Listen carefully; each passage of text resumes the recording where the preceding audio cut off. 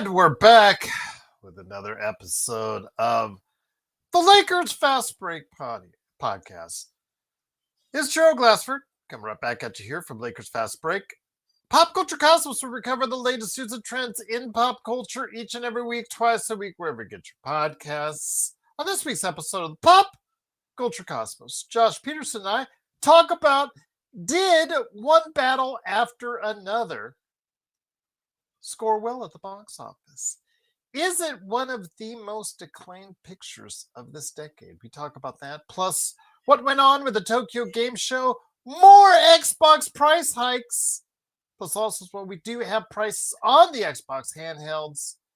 And, of course, talking about all good stuff, including our continuing saga on the Marvel Cinematic Universe. We talk about all of that on the latest Pop Culture Cosmos, right there for you, wherever you get your podcast. Just type in Pop Culture Cosmos, and it comes up there for you indeed. Plus, also as well, of course, what we're going to talk about hopefully later this week on Inside Sports Fantasy Football, an interesting weekend in the NFL. We will discuss hopefully this week. Chris Sardieri and I hopefully get together to do that. Also as well, of course, want to go ahead and give some love to my friend Drip Show. Look behind me, guys. It's up. Right there, right there, right there. Unlike Joe,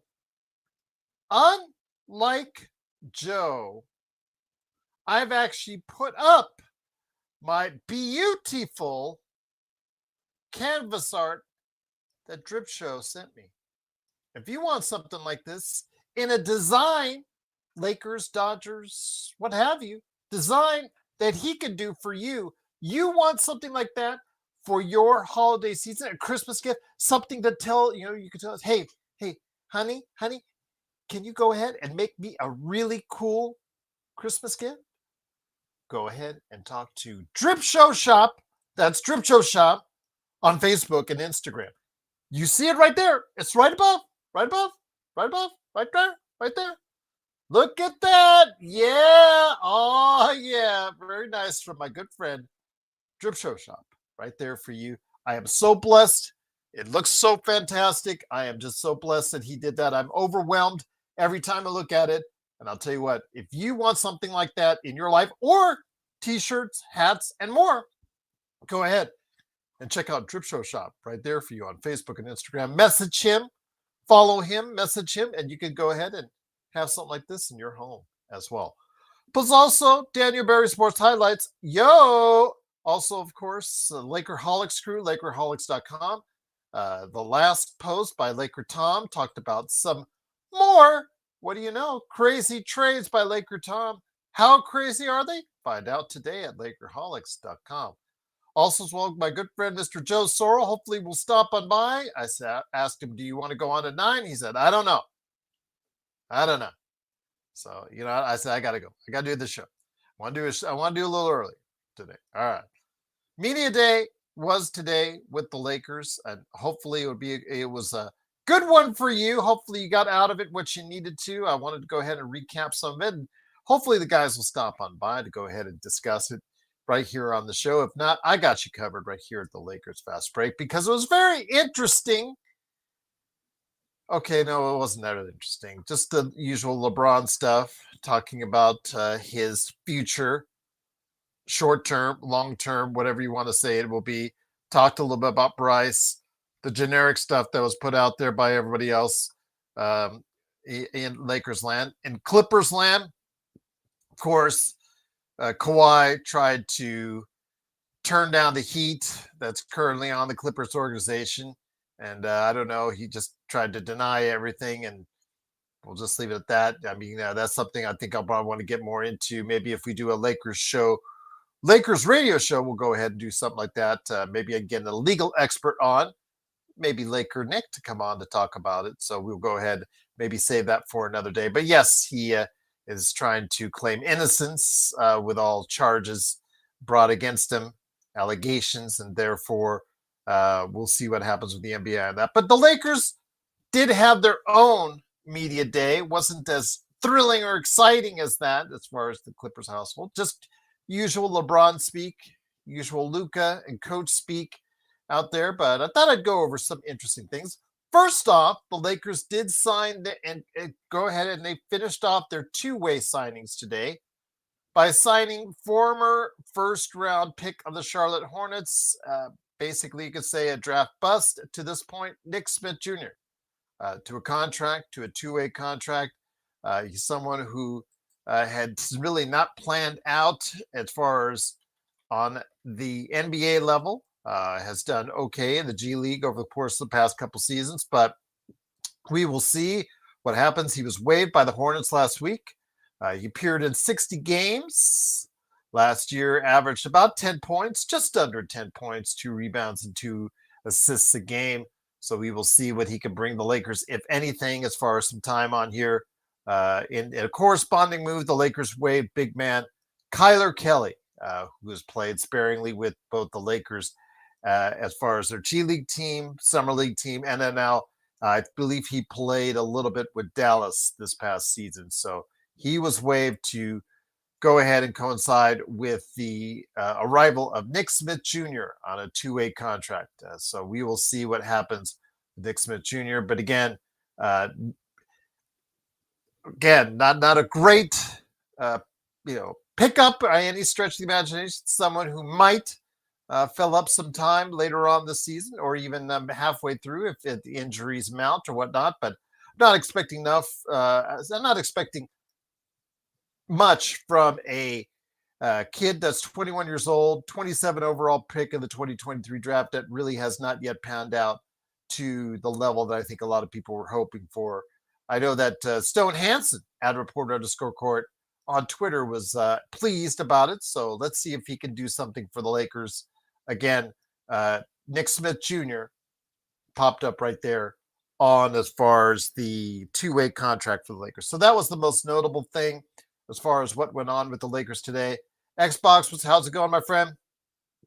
Joe says someone who's garbage and doesn't play defense, amazing. Again, I'm not taking too much from it. It's a two-way contract.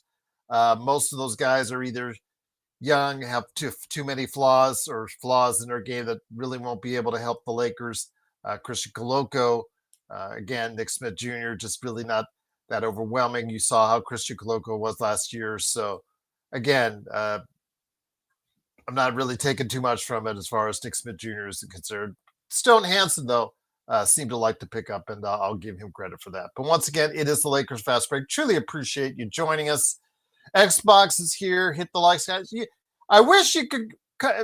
I don't know if you're done with your work for the day, Xbox, but you're always welcome to jump on. I sent you the link, my friend, to talk about what was said at Media Day today. The other news I wanted to go ahead and report on as far as the rookies are concerned is Adieu Thiero, who I know a lot of people were starting to ask about, the second-round pick for the Lakers. He is still a little bit away from being able to go ahead and work out with the team because he's still going in rehab with his injuries to his knee. He is feeling some soreness in the knee.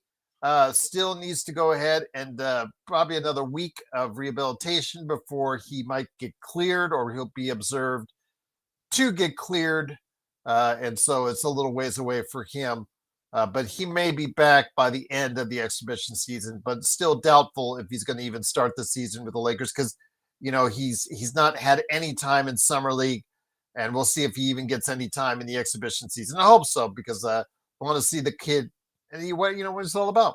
If he could play defense at a high level, and if his shooting has improved in the offseason, we'll find out if that's the case. But other than that, a lot of talk about golf, which I know that excites no one here in regards to LeBron's golf game and Reeves talking about his golf game, which is actually pretty good, talking about LeBron's game, which is actually not so good. And pretty much, that was a good part of what was talked about today. Rui Hashimura had said he had a conversation with JJ Redick about what he wants from him this year. This is the year he really has to lock in and made a run. He talked about being in championship shape all summer. I think that's going to help in the long run in the playoffs. Again, Rui has to lock in because everybody knows that he has got something that he wants to look into. He said he's open to either coming off the bench or starting. He said he wants JJ had told him that he wants him to be more aggressive on both ends, just a mentality of being aggressive. That's going to be a key to his season. But obviously, for him, a lot of money is riding on the line as well, being a free agent at the end of the season.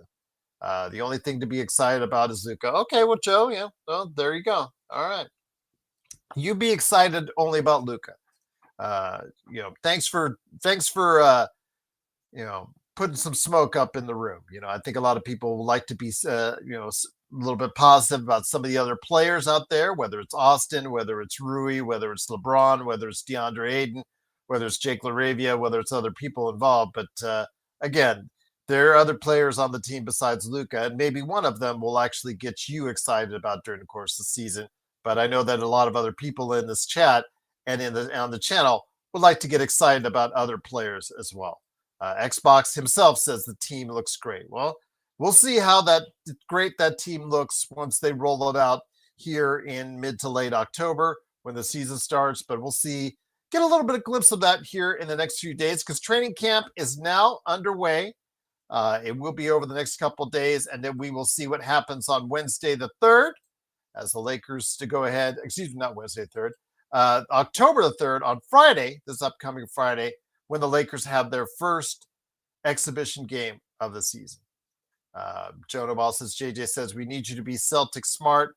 Smart hasn't played that many games in years. Well, that's something I have discussed at length, Joe. As you know, the number 54 has continued to pop up with me when somebody talks about whether or not they want Marcus Smart in the starting lineup. Again, he has to prove he could be out there, stay out there for 20, 25 minutes, 15, 20 games, and then you can go ahead and decide whether or not you want him as your starter out there. Because again, I have my reservations and concerns. He can stay healthy at this stage of his career as well. Adam says, I see dead people. Never mind. My girl's not wearing makeup. Go Lakers. Okay. Well, I like the go Lakers part. Well, there you go. JSJ says Rui should have been with LeBron, Luka, and Austin. Yeah, I know that they wanted that cover shot. They seem to enjoy that with the three main players on the team. They seem to get that. Plus, they got the Luka and LeBron cover shot there. LeBron, again, was the major source of conversation. I know that Luka was out there as well, obviously talking about what he wanted to do. But what are you going to, as far as him trying to apply, he said all the right things during the course of today. But actually, was LeBron asking what first off, what did he focus on in the offseason besides his golf game? Was the catch and shoot threes. Thinking part about how Luka and Austin Reeves will be able to get hit to it more efficiently. LeBron said, that knowing that the end is soon, he draws motivation from the daily challenge of staying sharp. If he's tired on the second night of a road back-to-back, he can tell himself there aren't many of these left. Time to lock in. LeBron said he's excited to have a full season to play with Luka Doncic, went through the individual skill sets of the new acquisitions, and noted the benefits of having a full preseason to coalesce. He said about the rest of his career, and this is something that both Joe and Jamie Sweet and others have talked about. Would he announce his retirement on today's media day? I didn't think it would happen, and it didn't happen. But he said, I don't know when the end is, but I know it's a lot sooner than later. I'm just excited about the journey and whatever this year has in store for me. And in regards to Bronny, he said Bronny has his own career. He has his. And again, you could read that any way you want if their lines intersect. It all depends on how Bronny looks, I think, as far as whether or not he'll jump to the pros next season because of what he's doing in Arizona. We'll see how it works out. But once again, it is the Lakers Fast Break. Best League is here. Great to have you here. Go ahead and check out his article in the notes section of our Lakers Fast Break YouTube channel. He says they will not start Smart over Austin. He loses his trade value. JY says Smart said at the press conference today, it doesn't matter if he starts or not. Well, both he and Rui alluded to that. They're trying to be gracious. We don't know what's going on behind the scenes, but both, indicated that they don't have a preference on whether starting or coming off the bench. And JJ, of course, has been non-committal on making a determination on what the starting lineup will be as of yet. But we might know starting as early as this Friday, and we'll see what happens when the Lakers go ahead and have their first exhibition game coming up here in just a matter of days. Xbox says it's a great day. Best every day is great. There you go. Absolutely. That's the spirit. That's the positive spirit. I know that Joe Noseball was trying to suck the life out of the room. I'm glad to see you put some of that air back in. Yes, absolutely. Good for you, Xbox. Good for you. Adam says it really hasn't been the starting five for the Lakers that have struggled for the Lakers this last 3 years. It's been the bench. Well, again, Adam, as I say, and as I continue to say all summer long, the Lakers bench was one of the worst performing benches in the league last year as far as overall scoring, minutes, etc., effectiveness. Their bench was among the worst in the NBA. And Rob went out. He made 2 acquisitions. Now, whether you put Rui and Jake LaRavia off the bench, or you put Marcus Smart or Jake LaRavia off the bench, or perchance Austin Reeves and Jake LaRavia off the bench, your bench improves quite a bit. Now, does it make it an even average bench? I don't know. I don't want to go that far. But when you're one of the worst, even those addition of those two or 2 bodies, 2 hopefully quality bodies. Hopefully Jake LaRavia will continue the success that he played off last year, and hopefully Marcus Smart will find some semblance of what his career is left and be able to find who he is. I'm hopeful that he's in good shape this time around, because he even indicated his ineffectiveness at being on the court these past 2 seasons during today's media day. So he knows that. He knows he has not been available, and he knows that's something he has to be first and foremost addressing, because Marcus Smart acknowledged that these last 2 years have been rough with situations and injuries, and it feels like he has something to prove. People have probably forgot what I can do and what I can bring to the table. Well, maybe he can bring a lot to the table. That's what I'm hoping. I got to see it first, and I got to see him back on the court, being able to do things somewhat anywhere near what he did at his height in Boston. But again, I'm not expecting the DPOY Marcus Smart, because I think that ship has sailed. But if he's still an effective defender, if he's still an effective player, that's obviously a big help for that bench, Adam, you were definitely talking about. DeAndre Ayton said, this is an opportunity I'm truly not taking for granted. It's almost like a wounded animal. And he's saying the right things right now, and he did throughout media day today, guys, is regarding to DeAndre Ayton. And I think, again, here's another situation where he himself has a lot to prove to the NBA and himself and the Lakers. Can he be still a viable starting center in the NBA? We'll find out this year, and obviously a lot is on the line. If he opts out next year, that means he's had a pretty good year with the Lakers, and he's looking for a chunk of change once again. So we will see what DeAndre Ayton can do this year as this goes along. Ayton on LeBron, I always thought of him as a leader. I was always like a movie. It was always like a movie playing against LeBron. Now I'm his teammate. It's surreal. Talking basketball with him, it's not a dream anymore. So yes. And then playing alongside Luka for DeAndre Ayton is going to make things a lot easier. Well, let's hope it does. Let's hope it does, because if he's out there, Luka, can play at an MVP-like level. The pick and roll game, I think with him, LeBron or Austin working that action will obviously benefit DeAndre Ayton a lot, make him viable to be able to get to the hole, get to the bucket, be able to get easy baskets. I'm hoping he'll be more productive at getting to the line, because I know that's one of the major criticisms of defense. It's obviously paying attention to defense has been an issue and focus from time to time. I'm not going to kid you guys there, but one of the things is him not getting to the line. I know that Zach Lowe used to talk, I think it was Zach Lowe. Correct me if I'm wrong, guys, but Zach Lowe, I think, used to talk about how he used to get to the line, or joke that he used to get to the line once every 2 weeks. And so that tells you right there what you need to know about how inefficient he has been as far as utilizing the free throw line to his benefit. So I'm hoping he can at least do something nominal there to help increase his awareness and increase his effectiveness on the offensive side of the basketball. Corbino, what's up? He said they're all muscled up. LA Fitness Lakers. Well, they're at the UCLA Health Center. So it's funny, Corbino, because last night I was looking it up because I've been there. I've been right next to there. I've been to the Lakers store next to the UCLA Health Center, and it's so funny because if you look at it on Google, it lists it as a volleyball court.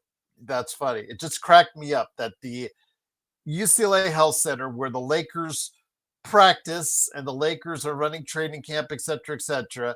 And if you've seen it, it's a gated. It's a fairly sized building, gated, so you can nobody, security, you need to go in, before you need to be allowed in and all that. But it's just so funny that it's listed on Google as a volleyball court. I thought that was hilarious. Hey, what's up, Trayvon? Great to have you here. Once again, it's the Lakers Fast Break. Media Day was earlier today, so I wanted to go ahead and make sure you guys got the quotes that you guys were looking for. Again, LeBron not stating that it was going to be his demise as far as his retirement. So people looking for him to retire today didn't get what they wanted. He did say that the end is coming sooner rather than later. He did not commit to a Bryce reunion in the pros. He said he's not too worried about this being the end of his contract and whatnot. So he said some things that, again, a lot to be expected.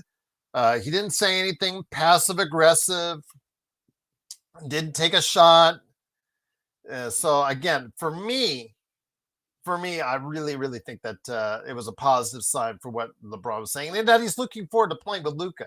And it seemed a good spirits today if you saw the video of them at Media Day today. JY says, I can't believe Bronny got time at the podium at the press conference. Do most team talks to their G League stars? JY, do you remember my conversation I had with his first year in Summer League? Did I tell you about his first game? I think I said the story on the air because this is when I really started like Dalton Connect. Was that Bronny was the star of that first game, even though he was terrible in that first game. It didn't matter. He went off the court and immediately ushered into a side room at the Thomas & Mack building with over 30 reporters waiting for him to answer questions. Meanwhile, Dalton Connect had one or two. I think Reed Shepherd had one or two at that point in time. I think it was Reed Shepherd. I think it was the Houston game, if memory serves. But anyways, the media has always been focused on Bronny James. So do not be surprised if Bronny continues to get time at the podium to speak because of who his dad is, who he is, and what the hopes are for many people on what they would like him to be as far as getting time. And Bronny, he was very, he didn't say anything that was going to piss anybody off. He just talked about working hard on his game over the summer and hopes to help the team. Just said some very generic stuff.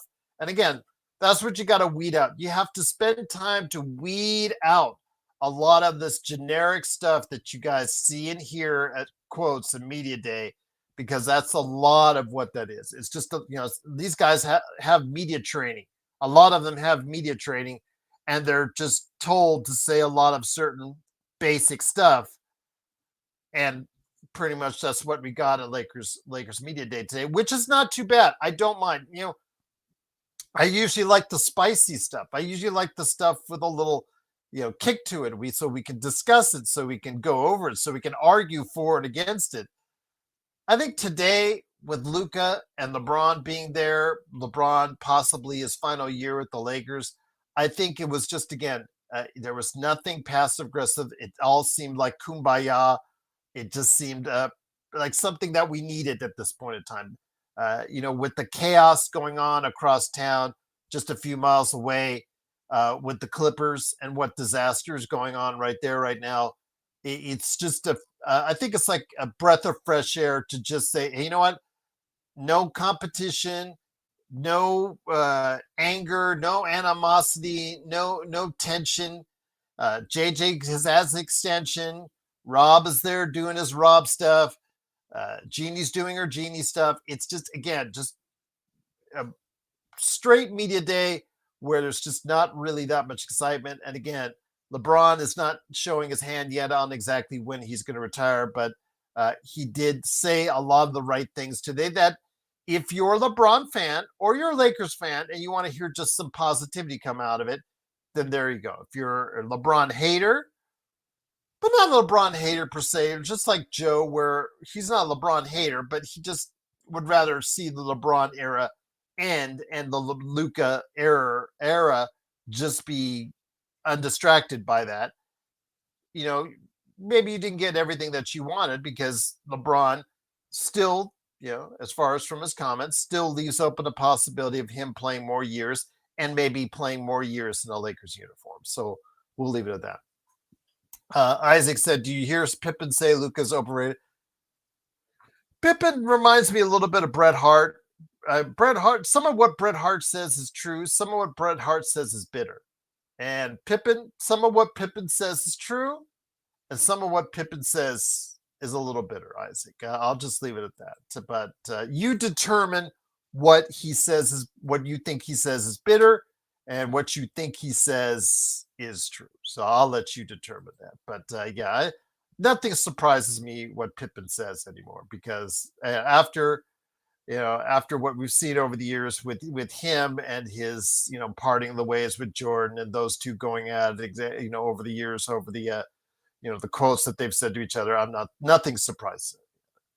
Kurt Affair says media day is always a dog and pony show. Yeah, Kurt, it is, but there was no tension. I'm kind of glad it was relaxing that we just no tension. Nothing, nobody really said anything that was like, or nobody said anything that was, like, wow, we got to go ahead and retweet that, 5,000 times, or somebody said, something that, oh man, he was talking bad about this guy or that guy. I'd like the fact the Lakers media day today was kind of under the radar. It was just, kind of, it was there, it happened. And now the focus begins on training camp. And that's what I'm talking about. JSJ, yes, said, I'm so excited for Crown Jewel. I'm glad that you are. Crown Jewel in Perth. Kabuki Warriors versus Io Sky and Rhea Ripley was officially announced for that. That alone for me would be worth the price of admission if I was in Australia. But maybe SB or Jeremy or Xbox will be going to see that one. We'll see what happens. Kurt Affair says, I was glad to see Aiden having a positive attitude. Seems generally glad to be here. I'm glad to see it too, Kurt, but I think he needs to say that. He needs to understand that a lot is on the line for him. A lot is on the line for him financially in the last year of his contract. Or, I'm sorry, he's got a 2-year contract, but he can opt out after next year. So essentially, this is a 1-year contract for him. And if he plays well, he can still earn starter money on his, as far as the next contract is concerned. If he does poorly, then obviously his future, as he's entering his prime as an NBA starting center, is now in question going forward. So this is essentially a make it or break it year for him to make sure that he can go ahead and still play at a high level of basketball as an NBA center. I know that speaking of Zach Lowe, I heard him mention that, while there's still, right now 10 to 12 teams that could have cap space, the actual number by the end of the year, maybe through signings, extensions, trades, what have you, during the course of the year, may whittle down to 5 or 6. It's still 5 or 6 teams that might have substantial cap on there. And, whether it's a Washington, whether it's Indiana, whether it's the Lakers, whether it's the Clippers, whether whoever might have that cap space, it's still important for DeAndre Ayton to play at a high level this season because the financial ramifications. obviously, if he plays poorly, picks it up next year, you could say the same thing on that again. But I think that really a lot of eyes will be on him this year to go ahead and perform at a high level. I don't know if he does crappy this year or if he gets injured this year and then he plays pretty good next year, if he's going to be able to sign a deal for the same amount or a high amount or get starter level money in the summer of 2027. That still remains to be seen. Basically says I was waiting. They fired JJ, but they extended it. Yeah, that I don't know who you were thinking that was going to happen to, Besley, but right now Rob is still in charge. And again, Jeannie extended Rob earlier this year. It all rolls downhill. Rob extended JJ, and you know it also as well. The Bus Boys, they've got their side gig going now, but they're also make sure that they're signed up as far as being a part of the Lakers front office as well. So yes, they're all taking care of each other up there at El Segundo in the Lakers front office before any changes from Mark Walter happens sooner or later. They're all been taken care of by then. Isaac says, any AR updates on his workouts and what he plans to improve on with his defense? Isaac, I'm glad you asked because in the recent days, I know that both JJ Redick and Austin talked about this. Austin talked about his golf game and LeBron's golf game a lot today, but he did mention something about his workout. He did talk about his off season where he did try to make sure that he was in the best shape possible. Reeves, JJ said this of Reeves after an off season of work on the court and in the weight room. His body is really good right now. He's really strong. His burst, his athleticism, it's evident that he spent a lot of time working on his body this summer. He did not specifically, Austin Reeves, point out the defensive issues and working and addressing those. I think that's something that if I was there or Joe was there, we might have touched on a little bit with him at Media Day. But again, it's something that he is in, the old vernacular at Media Day. Every NBA player heading into the season or heading into training camp is in the best shape of their lives, almost seemingly, or they're injured. But he did say he was in great shape and is looking to go ahead and looking forward to the season because a lot of money for him is riding on it as well. I did want to mention Gabe Vincent and Jared Vanderbilt. Gabe Vincent on his offseason work and plan. For him, it started in the film room. A lot of it was playing off the catch, knowing that we have these three guys, Austin, Luka, and LeBron, that would be primarily handling the ball. So he did a lot of film work. Hopefully he's able to apply that to what he needs to do to become a consistent player off the bench this season. For Jared Vanderbilt, this is the first year in the last few years he's been able to come into camp fully healthy after an off season of work on and off the court, because I've mentioned previously that he had his double foot surgery now 2 summers ago. So having that confidence going into the year instead of playing catch up is big. It's super important. So we will see again the double foot surgery 2 summers ago. No excuses this time to see what he could do to also become a consistent player coming off the bench, because he certainly, and Gabe Vincent certainly, was not last season. Jackson Hayes on his offseason focus, really playing a lot of pick and roll, coming in with the second group and just being a Swiss Army knife. He did gain some weight this summer so they can use me in different ways. It was important to me because I've always been a little lighter, wanting to gain some healthy weight, getting me eating the right stuff, a certain amount of calories, making sure my body still felt good while gaining this weight. Maxi Kleber said, I feel fully recovered and fully healthy. He is ready to go, guys. He is ready to go. And Bronny James on his growth out of the summer league, just working on all the same stuff I was working on before, whether that's diet or specific skills that I need to grow, trying to create a good routine. So yeah, that's many of the quotes there that I was able to go ahead over with you on that as far as what happened in Media Day.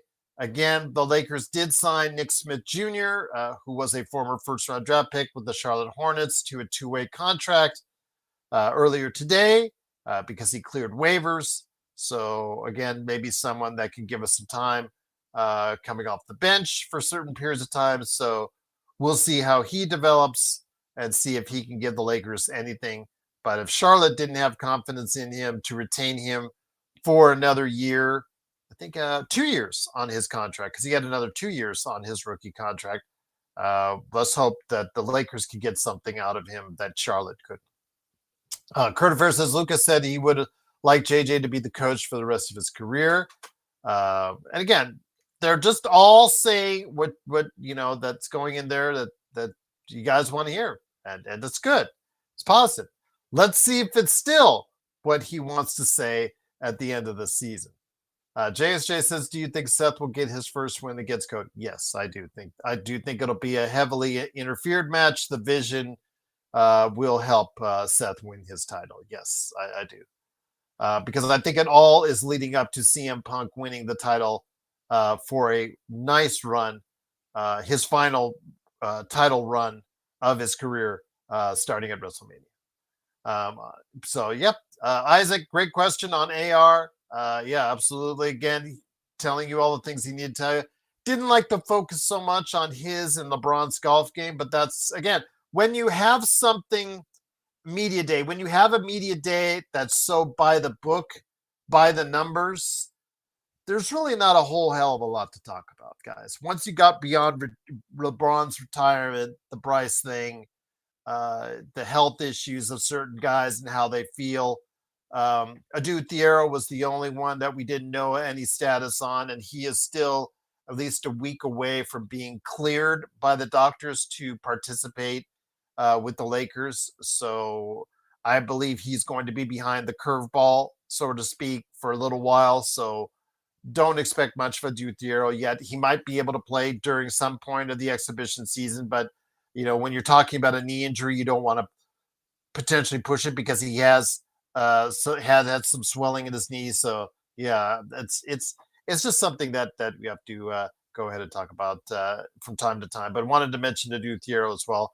Isaac says, Connect gonna have to settle for scraps again, or will he ever get a rotation spot? Corbina said, where's Coloco? He was there. Not too much as far as any quotes from him, but he was there. He is on a two-way, by the way. Kurt Affair said Thiero did look jacked. Well, let's hope he can jack up and make some three-pointers, Kurt, because he sure as hell didn't do that in college. Otherwise, we have a one-way player once again, which is going to be interesting in a way to coach, because again, he's a good defender, can be a really good defender in this league from what I've seen, but he has got to be able to shoot better than 25% from three. I think it was 26% from three at the college level. And that's a shorter line. It's shorter. It's a shorter distance than the pros. So he's got to be able to go ahead and do that. Kurt Fair says, what do you think of adding Nick Smith Jr.? I know that Stone Hansen liked it. If you were looking at @report_court on Twitter, I don't think it's bad. I mean, it's what a two-way player is all about. It's what a two-way contract is all about. You're looking at for guys that maybe under a different system will flourish under your system and provide you with something like a diamond in the rough. And that's basically essentially what these NBA GMs are doing, is they're trying to find diamonds in the rough from one man's trash is another man's treasure type deal. The old adage there. They're trying to find guys that they think can eventually become regular rotation players that they can utilize. And we'll see what happens. Nick Smith, again, I know that Joe Knows Ball was kind of, adamant about, but he was right. Defensive issues, a scoring guard, could be more consistent with the shot would be nice. But we'll see. We'll see how that works out. In fact, let me go ahead and bring up the stats for everybody on Nick Smith last year. Again, his 2 seasons. Okay, he went from 6 points a game to just under 10 points a game. Played in 60 games last year. Started 27 of them. Averaged about 23 minutes a game. His 3-point percentage was about 34%. The first year was actually looking promising at 43%. So maybe he can find a rhythm offensively as a shooter. That's still not out of the realm of possibility. Shot around 50% overall both seasons. So didn't provide you much in the way of assists or rebounds. So basically, if he's going to be a scoring guard, you need him to go ahead and be able to shoot well from beyond the arc. So if he gets to 38%, back up to 38%, because he is 43% on a small sample size in his first season, Kurt, you might have something there. But again, why did Charlotte bail out on him after only 2 years, after only 2 seasons? My only hope is that the Lakers will find in him what Memphis didn't find with Jake LaRavia. Because you remember, as I've talked about, Jake LaRavia had his 4th season on his rookie contract taken away from him, and he was given he was told he's going to be a free agent at the end of last year. So what did he do? Realizing his NBA career was going to be stuck up against a wall unless he started to perform, dramatically improved his shooting and his overall play last season for both Memphis and then Sacramento. So with that, I'm hoping for that same type of wake-up call for Nick Smith Jr. because, again, you only have so many chances in this league. There are guys, and I talked about this during the course of the summer league, Darius Bazley. You guys all remember Darius Bazley. You guys all talked about, Darius Bazley, he's got to make the team. He should be on the Lakers or he should be in the NBA again. Remember, he was a starter on Oklahoma City before they started to really improve that team. And once you lose that spot, there's only so many spots in the NBA. Once you lose that spot, it is so hard to get back in. It's like musical chairs. Once you're left out and you're on the outside looking in and you've lost that musical chair to sit on, when the music stops, it's really hard to find that chair once again. So my hope is that Nick Smith gets the wake-up call he needs and can provide the Lakers 38% shooting and scoring ability. He obviously will probably, from what I've seen, not be able to help us much on the defensive end, but if he can become a consistent scorer for, the amount of games in 2 ways until they're able, if he gets improved to the point like Jordan Goodwin, that by the end of the year, you want to make that the team will make him, will bump him up from a 2-way into a full contract. If it gets to that point, guys, then obviously it's been a success for the Lakers. JSJ said, I wanted Nick Smith Jr. over JHS. Well, I think we wanted a lot of other people than JHS. I think if you remember that draft show that we did, Joe and I, we wanted other people. Cam Whitmore. We'll see what Cam Whitmore can do in Washington. For example, Podziemski. I know that we fought, for Podziemski, and he's done a solid job in Golden State. So we'll see what happens with Nick Smith Jr. But this is a chance to get a 21-year-old player who should understand where he's at in his NBA career and understand that he still could have a long life in the NBA, but it starts by working hard and trying to work on some of your deficiencies, making that to where they're not as deficient as they once were with Charlotte, being able to improve and also try to provide consistent shooting coming off that bench. And if that's the case, then you know what? Give Rob credit for being able to find that diamond in the rough. But remember, when you're talking about these 2-ways, whether they're draft guys that were undrafted that were given a 2-way, or if they're just a guy that's been waived or sent packing from another team, you're trying to find those 2-ways are just GMs trying to find one of them to pop and become a diamond in the rough.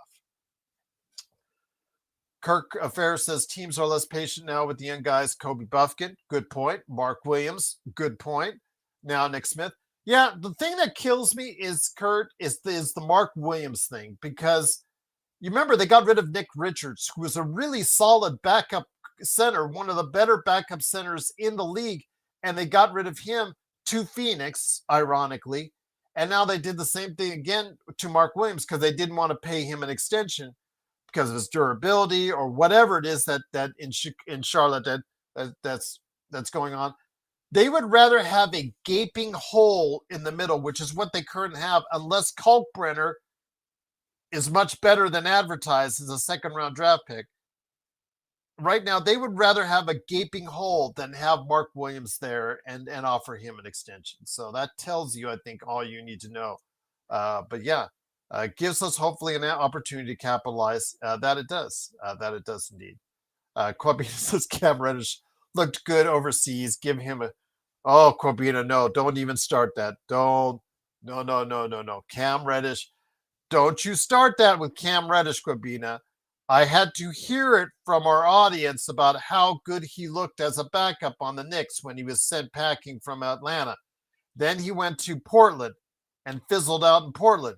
But when people were dying for him to get to LA, they were so happy when he got to LA, and he stunk up the joint for 2 seasons. So no, he's not coming back on a 2-way. Plus, you also got to remember, Quabina, there's an age and experience. You're only the 2-ways are meant for younger players. You cannot keep older veteran players when they reached a certain age or number of season limits. I forget what that is, but I believe Cam Reddish is too much of a veteran now that he could probably not be back on a 2-way. I don't put that in stone, but I don't think he could even be put back on a 2-way, even if you wanted him to.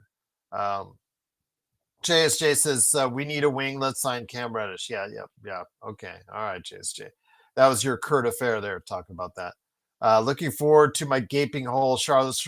Yes, gaping hole in the Charlotte's Hornets center jersey. Absolutely. There you go. Gaping hole at center. Yes, there you go. Charlotte is a cursed franchise. No, it's just a poorly run franchise. It's been a poorly run franchise for years. And you hope with Com Knipple, who they drafted, and LaMelo Ball might want to stay on the court now. Maybe. Brandon Miller might want to stay on the court now. Miles Bridges might want to stay off the police blotter.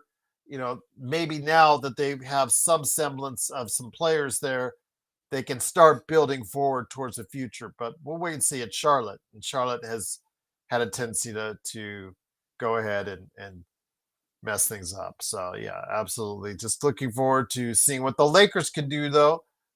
Truly appreciate you joining us. It is Lakers Media Day today. It happened. And again, I want to say unremarkable, but it's a positive and good unremarkable. Nobody said anything really controversial. Nobody said anything that gave audible gasps in the room. Nobody said anything that was passive aggressive. It was just straight. It was straightforward. It was basic. They gave you all the athlete speak that you could ask for, and sometimes that's good. Sometimes that's good, so we can focus more on what's going on with training camp. We can focus more on what's going to go on with the rotation and what we can start looking forward to later this week, guys. Because later this week, it's going to hit you in the face with it, because exhibition season is coming this week, and hopefully you're looking forward to it. JSJ said, remember Westbrook and Media Day. Exactly. That's just, again, it was a very unremarkable Lakers Media Day, and that is a good thing. That is a good thing because, again, compared to what's going on across the town, let them have all the distractions a few miles away at Clippers Center Court or at the Intuit Dome, or Intuit Dome, because that's where they have their practice facility. The Intuit Dome. Let them have all the controversy they can handle. Let them have the dark cloud hovering over their team. It's only going to be a distraction to them because it continues on. Pablo Torre found out a little bit more. If you haven't checked out his latest podcast on Pablo Torre Finds Out, he dropped part 5 of the investigation into the Clippers earlier today, involving a charity, a payment to this charity in an amount that leaves some questioning about where that amount was going to and what it was for. I won't be able. I don't want to break the spoilers, but yeah, if you guys want to go ahead and check out Pablo Torre Finds Out, he added a 5th part to this, and he knew he did it today. He knew to do it today and let it drop today, or actually this morning, before the media members were gathered at Media Day. He knew to drop it, so timing was there indeed. So yeah, absolutely. Gregory Brown says, Gerald, I like Nick Smith Jr. He's got some talent. Maybe he can work himself up. Eventually take Vince's spot. He's a nice pick. We'll see, Greg.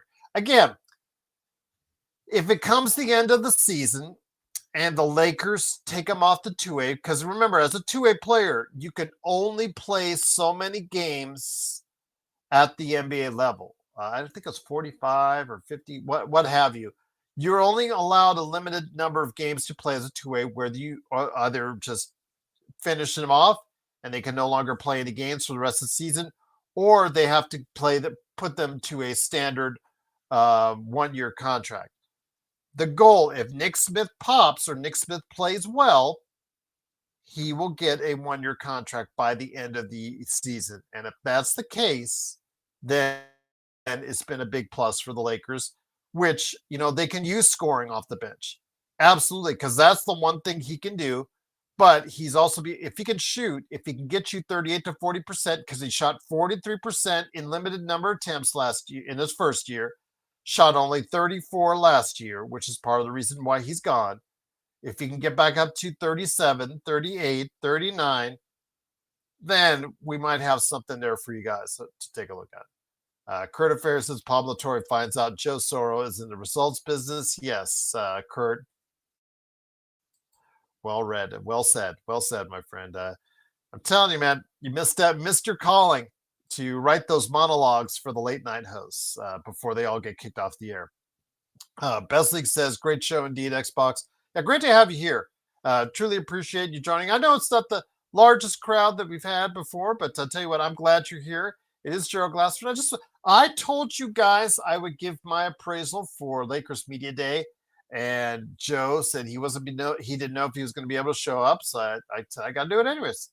So John Costa, Joe, hopefully we'll be able to get together, do a Lakers Fast Break radio show later this week.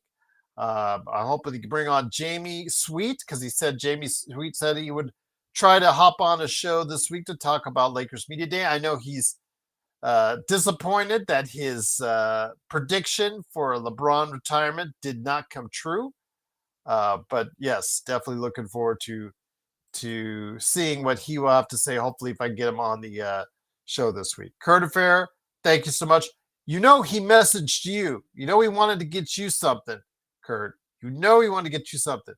Come on, man. See how good this looks. I was overwhelmed. He just said, can I send you something? He was on a chat like this, a few weeks ago. And he just said, can I just send you something? I said, sure. Yeah. I didn't know what it was. I thought it was just going to be a hat or something. And I would be very appreciative of that. Then he sends me this, and this blew me away. I'm 56 years old. I've seen a whole hell of a lot in my lifetime. When I opened that, those were one of few things. Very few things surprised me and overwhelmed me. This right here overwhelmed me. And if you want something like that too, please first follow Drip Show Shop on Facebook and Instagram and reach out to him, message him saying you want something like this for the holiday, or have the missus or the family or the relatives or the friends at work or anybody that you think would go ahead and get Drip Show on your Instagram or Twitter as well. Twitter and Instagram right there for you at Drip Show Shop. Please go ahead and message him and say you want something like this, or tell him what you have in mind. If it's something, I'm sure he can accommodate. If you've seen his stuff around what he's doing, he already posts all the time, his work, it's Dodgers related, it's pop culture related, it's Lakers related. I mean, he'll get you a quote. I'm sure he'll do it. I'm sure he's in this chat right now. So yeah, he'll get you a quote. Please, if you want some quality stuff in your home, whether it's a t-shirt, whether it's a hat, whether it's great canvas art like this or more, if you've got an idea in your head, or if you think the missus or the family would love to have something like this, or maybe there's a Lakers fan or a Dodgers fan in your life, or a sports fan in your life, please go ahead. I implore you to go ahead and reach out to at Drip Show Shop on Twitter and Instagram. Kurt Affair says, I always represent Chris when I can get a chance. He did kindly message me. He deserves all the success. Yeah, there you go. All the success. That too, to quote Joe, but he deserves all the success that he can. Yes, he deserves all the both that and the success that he can. Uh, I will just say, Kurt, if he offers you something, take him up on his offer because there you go. You see the results of that. Man, just it's overwhelming. I did not ask for it, did not ask for any designs. He came up with himself, seeing that I have a background with the Lakers and pop culture. And there you go. Yes, he deserves both. Indeed. Yes, he deserves quite a bit. My faux pas right there. Verbal faux pas, so to speak. But going to go ahead in the last 5 minutes here ish. Talk about, finish up, wrap up the media day. Tell me your guys' thoughts on this before we head on out. Your thoughts in the chat. I mean, did you want something more from media day? Because personally, I was thinking there was going to be something more. I was thinking LeBron was going to do a LeBronism. I'm glad that he didn't do a LeBronism, that he just spoke plainly, basic, I'm in, there's not as much ahead as there was behind me in my career. Bryce is on his own path. I'm on mine. You know, I'm okay with the fact it's the end of my contract. We'll see what happens from there. Basic stuff like that. I'm paraphrasing, but basic stuff like that. I'm just glad that Luka, LeBron, JJ, nobody seemed miserable. Everybody seemed in good spirits. LeBron and Luka and Austin and LeBron and Luka, as you see on the JPEG here, taking pictures together. It was nice. It was cordial. It's good. It sends a good message into training camp. But if there's something that you wanted to, just really hear something juicy or something that you felt was missing, let me know in the comments. Aiden had some quotable moments like angry Aiden and pressure is privilege. Better than dominating, Kurt. Really, it's better than dominating because let's face it, since he's been in the NBA, he ain't been dominating. That's for sure. But even if he could get close to dominating, that will really help the Lakers. And again, that's going to help his paycheck in the long run too, because if he opts out of next year's contract and becomes a free agent in the summer, that means he had a good season and he's looking to get paid. And he can still be thought of as a starting center in this league. And that's what I think is on the line for him. I talked about last year with everybody that's going on as far as that had money on the line. And then, of course, D'Angelo Russell. I talked about him. He had to prove himself that he is still a starter in the NBA. And if you saw, Dallas was his only resource. Dallas was his only recourse as far as being able to stop and be a starting in this league. If Dallas didn't have something addressing and pertinent because of the injury of Kyrie Irving, he might have had to wait he might have still been a free agent until Houston came. Well, he couldn't even sign in Houston right now because they can't sign anyone. So again, this is a make it or break it year in my opinion, in many ways for Marcus Smart and DeAndre Ayton. We will have to wait and see. This is also years where I think that is very important to Rui Hachimura and also as well, of course, for Austin Reeves, because those two guys, they're in their prime. Next year will be the year that both will be looking to get probably their biggest contracts of their entire career. 3-4 year contracts that they may not be able to get any other time on the back end of their careers. This probably will be it for them to getting these type of contracts. And so they have to perform and have to perform well this season. Carter Fair says, I liked when Jake LaRavia was asked if he could believe LeBron's been in the NBA for 23 years. And he replied back with, I'm 23 years old. Yes, that was classic need. And by the way, congratulations to Jake LaRavia, who got married over the weekend. What a way to spend time on a honeymoon. Go to El Segundo and visit the volleyball court at the UCLA Health Center. What do you know? Indeed. Isaac says, you think they will trade AR if they can't come to terms on a contract? That's a good question, Isaac. It depends on where the Lakers are at in the standings heading into the trade deadline. I don't think they will come to terms on a contract personally during the course of the season. I think they're going to let it play itself out. I'm not saying that they won't sign him up for a new contract in the summer, Isaac.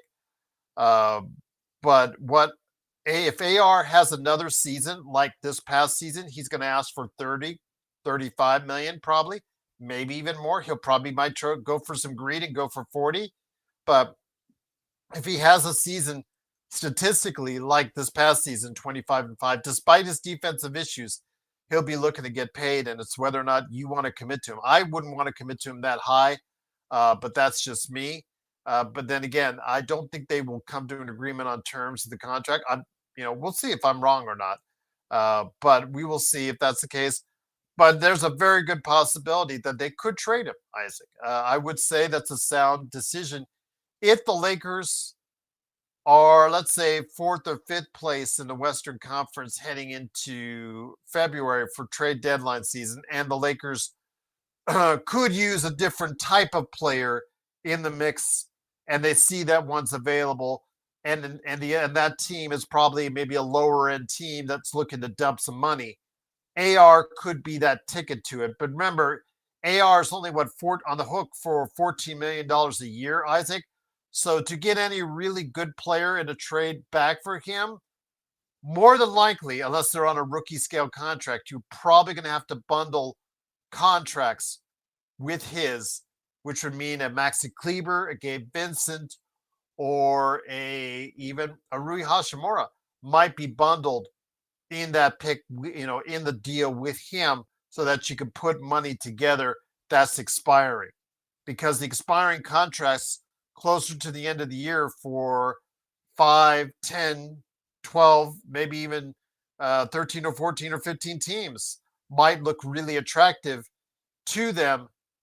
And during February, if their seasons don't go the way as planned. Now, if the Lakers are close to, let's say, a third or a second seed in the Western Conference come the February trade deadline, then they will probably keep AR, write it out as is, and make a trade that will help the back end of the roster, the rotation roster, or some other area, and they won't mess with what's working.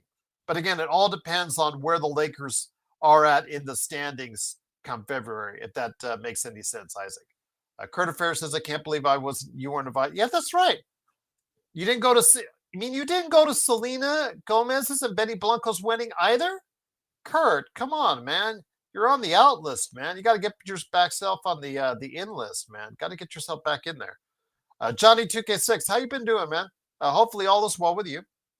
If AR deserves to get paid, he should get paid. If it's with another team, so be it. I'd be happy. I would be happy for him as well, Johnny. Don't get me wrong. I don't wish ill will on Austin. He's done great for us as a guy. Remember, he was undrafted, has proven a lot of skeptics and draft pundits wrong by making himself a much better player than expectations. But, there's only so much you really want to spend on AR because of his defensive deficiencies. And the fact that for the most part, he has not played well in the playoffs. Like I said, defensively, he's only had one series where in all the series that he's played, he's only had one series where he's actually done a decent job defensively. Offensively, it's been very much hit or miss. And we saw in the Minnesota series where he got totally played off the court almost by Anthony Edwards. And, he cannot have that kind of playoff run again for the Lakers if they want to commit that kind of money to him. But we'll see. We'll see what he does over the course of this season. But I'm very interested to find out because of what the context is as far as him wanting a new contract, Rui wanting a new contract, DeAndre Ayton wanting a new contract, Marcus Smart wanting a new contract, Jake LaRavia, he's only on a 2-year straight up $6 million deal. He's essentially playing for a long-term contract in 2027. These guys are all got money on the line. Gabe Vincent's trying to find another contract to stay in the league. Same thing with Maxi Kleber. He's got Europe calling. If he isn't ready and up to it, he says that he's finally healthy and ready to go. He's been a disaster these past 3 seasons in Dallas, so he's got to go ahead and get himself back into the good grace of the NBA as well. If he plays anywhere near like he once did, then that could be a big bonus for the Lakers as well. But I'm not expecting it. I don't think anybody should expect it, but they can hope for it because he brings a different dynamic if he's on and he's shooting close to 40% as a 6'10" guy that can muscle in there, give you a big body, and be able to get you some rebounds, defend positionally, and be able to stretch it up from three. Johnny says, thanks so much for asking. I'm doing well. Kamusta. Yeah, Kamusta. Yeah, there you go. Mabute, my friend. Appreciate it, Johnny. My love to all the Pinoy out there. As someone who has a Filipino wife, I try to respect the community as much as I can.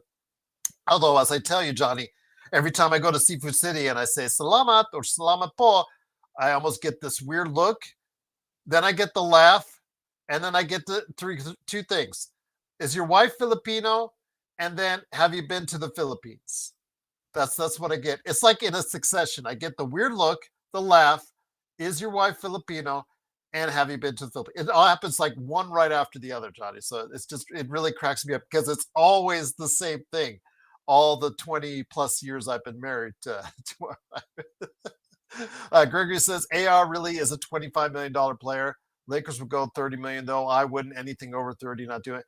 I think they would go 30. I agree with you, Gregory. I think and Xbox would love to hear this. I think he has roughly the same value as Josh Giddey does at $25 million. That's what I would pay him. 25 would probably be the max I'd go. But I think the Lakers would go higher for him because he signed his last contract was at a discount. I believe he was probably worth 17 to 18 million on his last contract that he signed, but he didn't get that. He didn't get that. He got only 14 million. So I think that he will probably ask for 35 to 40, and he'll probably get third somewhere, whether it's the Lakers or somewhere else, right around 30. Yep. Again, Johnny, it's just I've been frequenting Filipino places for years now, over 2 decades, and it's just always the same thing in succession every single time. I'll just leave it at that. But I love the Filipino community. They've embraced me, and I embrace them. Absolutely, it's very much love for them as well.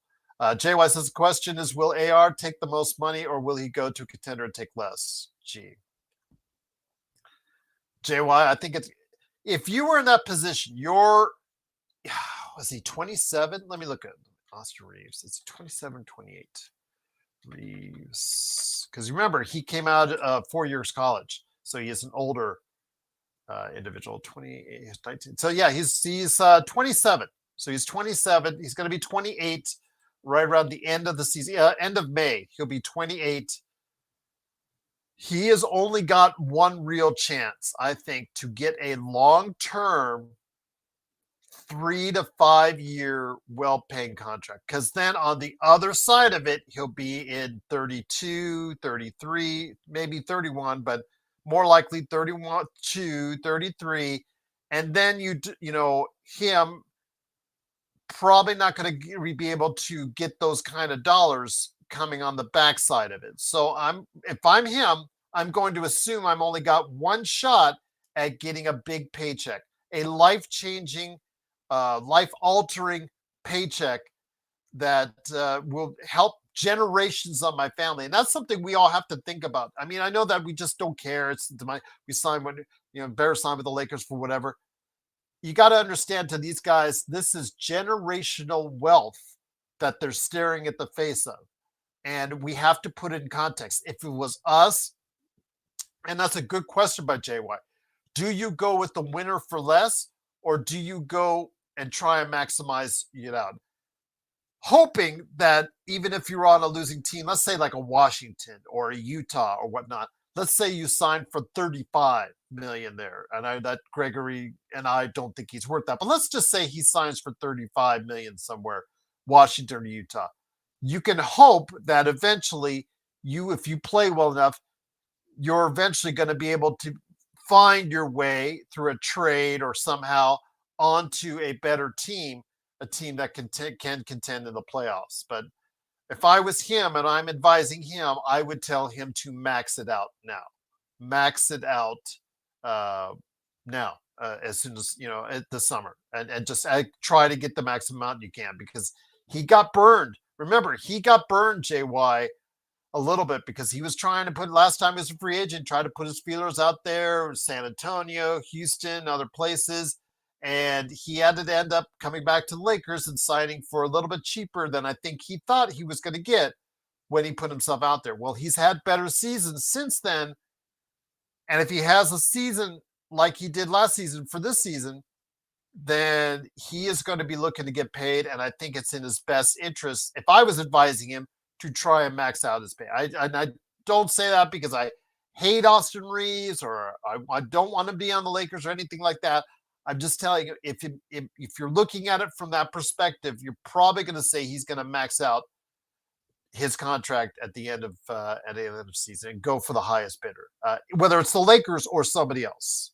So we will see what happens. But Johnny 2K6 that says, I appreciate AR initially taking those team-friendly contracts, and I do hope he looks out for himself this time around. Hate to see him go, but if he does, I appreciate everything. Yeah, I appreciate everything he has done for us too. Again, he has exceeded expectations. Anytime a guy like him, Lou Dort, any undrafted player gets to the NBA and makes a positive contribution like those guys do, you have to consider it a win for them. You have to consider a win for the organization that you got that much out of him.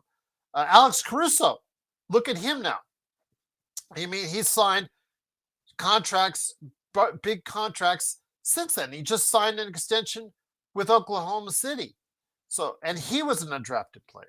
He bounced around the G League before finally finding success on the Lakers. So again, you got to be happy for these guys, just the fact that they made it, that they were not well thought of.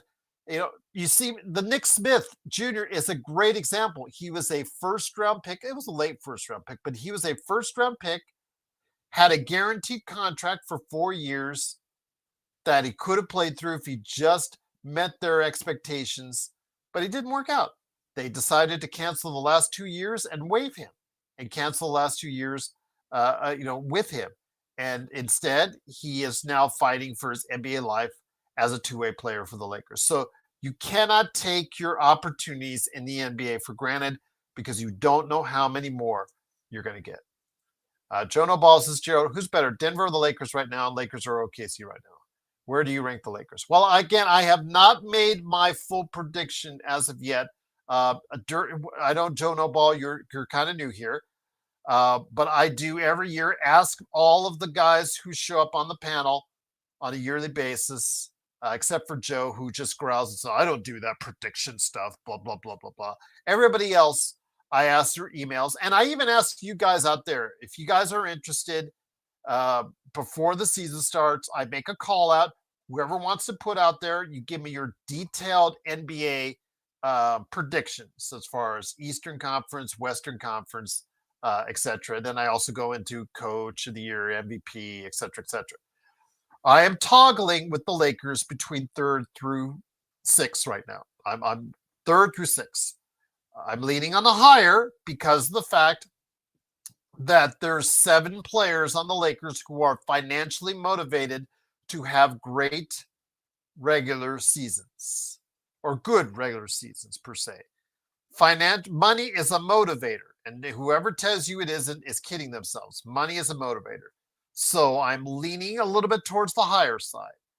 That being said, and also the fact that the Fred VanVleet injury to Houston, I think, is going to, at least on the first part of the season, until they do something until they can do something to address it, it's going to be hard on Amen Thompson and Reed Shepherd. Reed Shepherd is going to be thrust in there. Amen Thompson's going to be given the ball a lot more.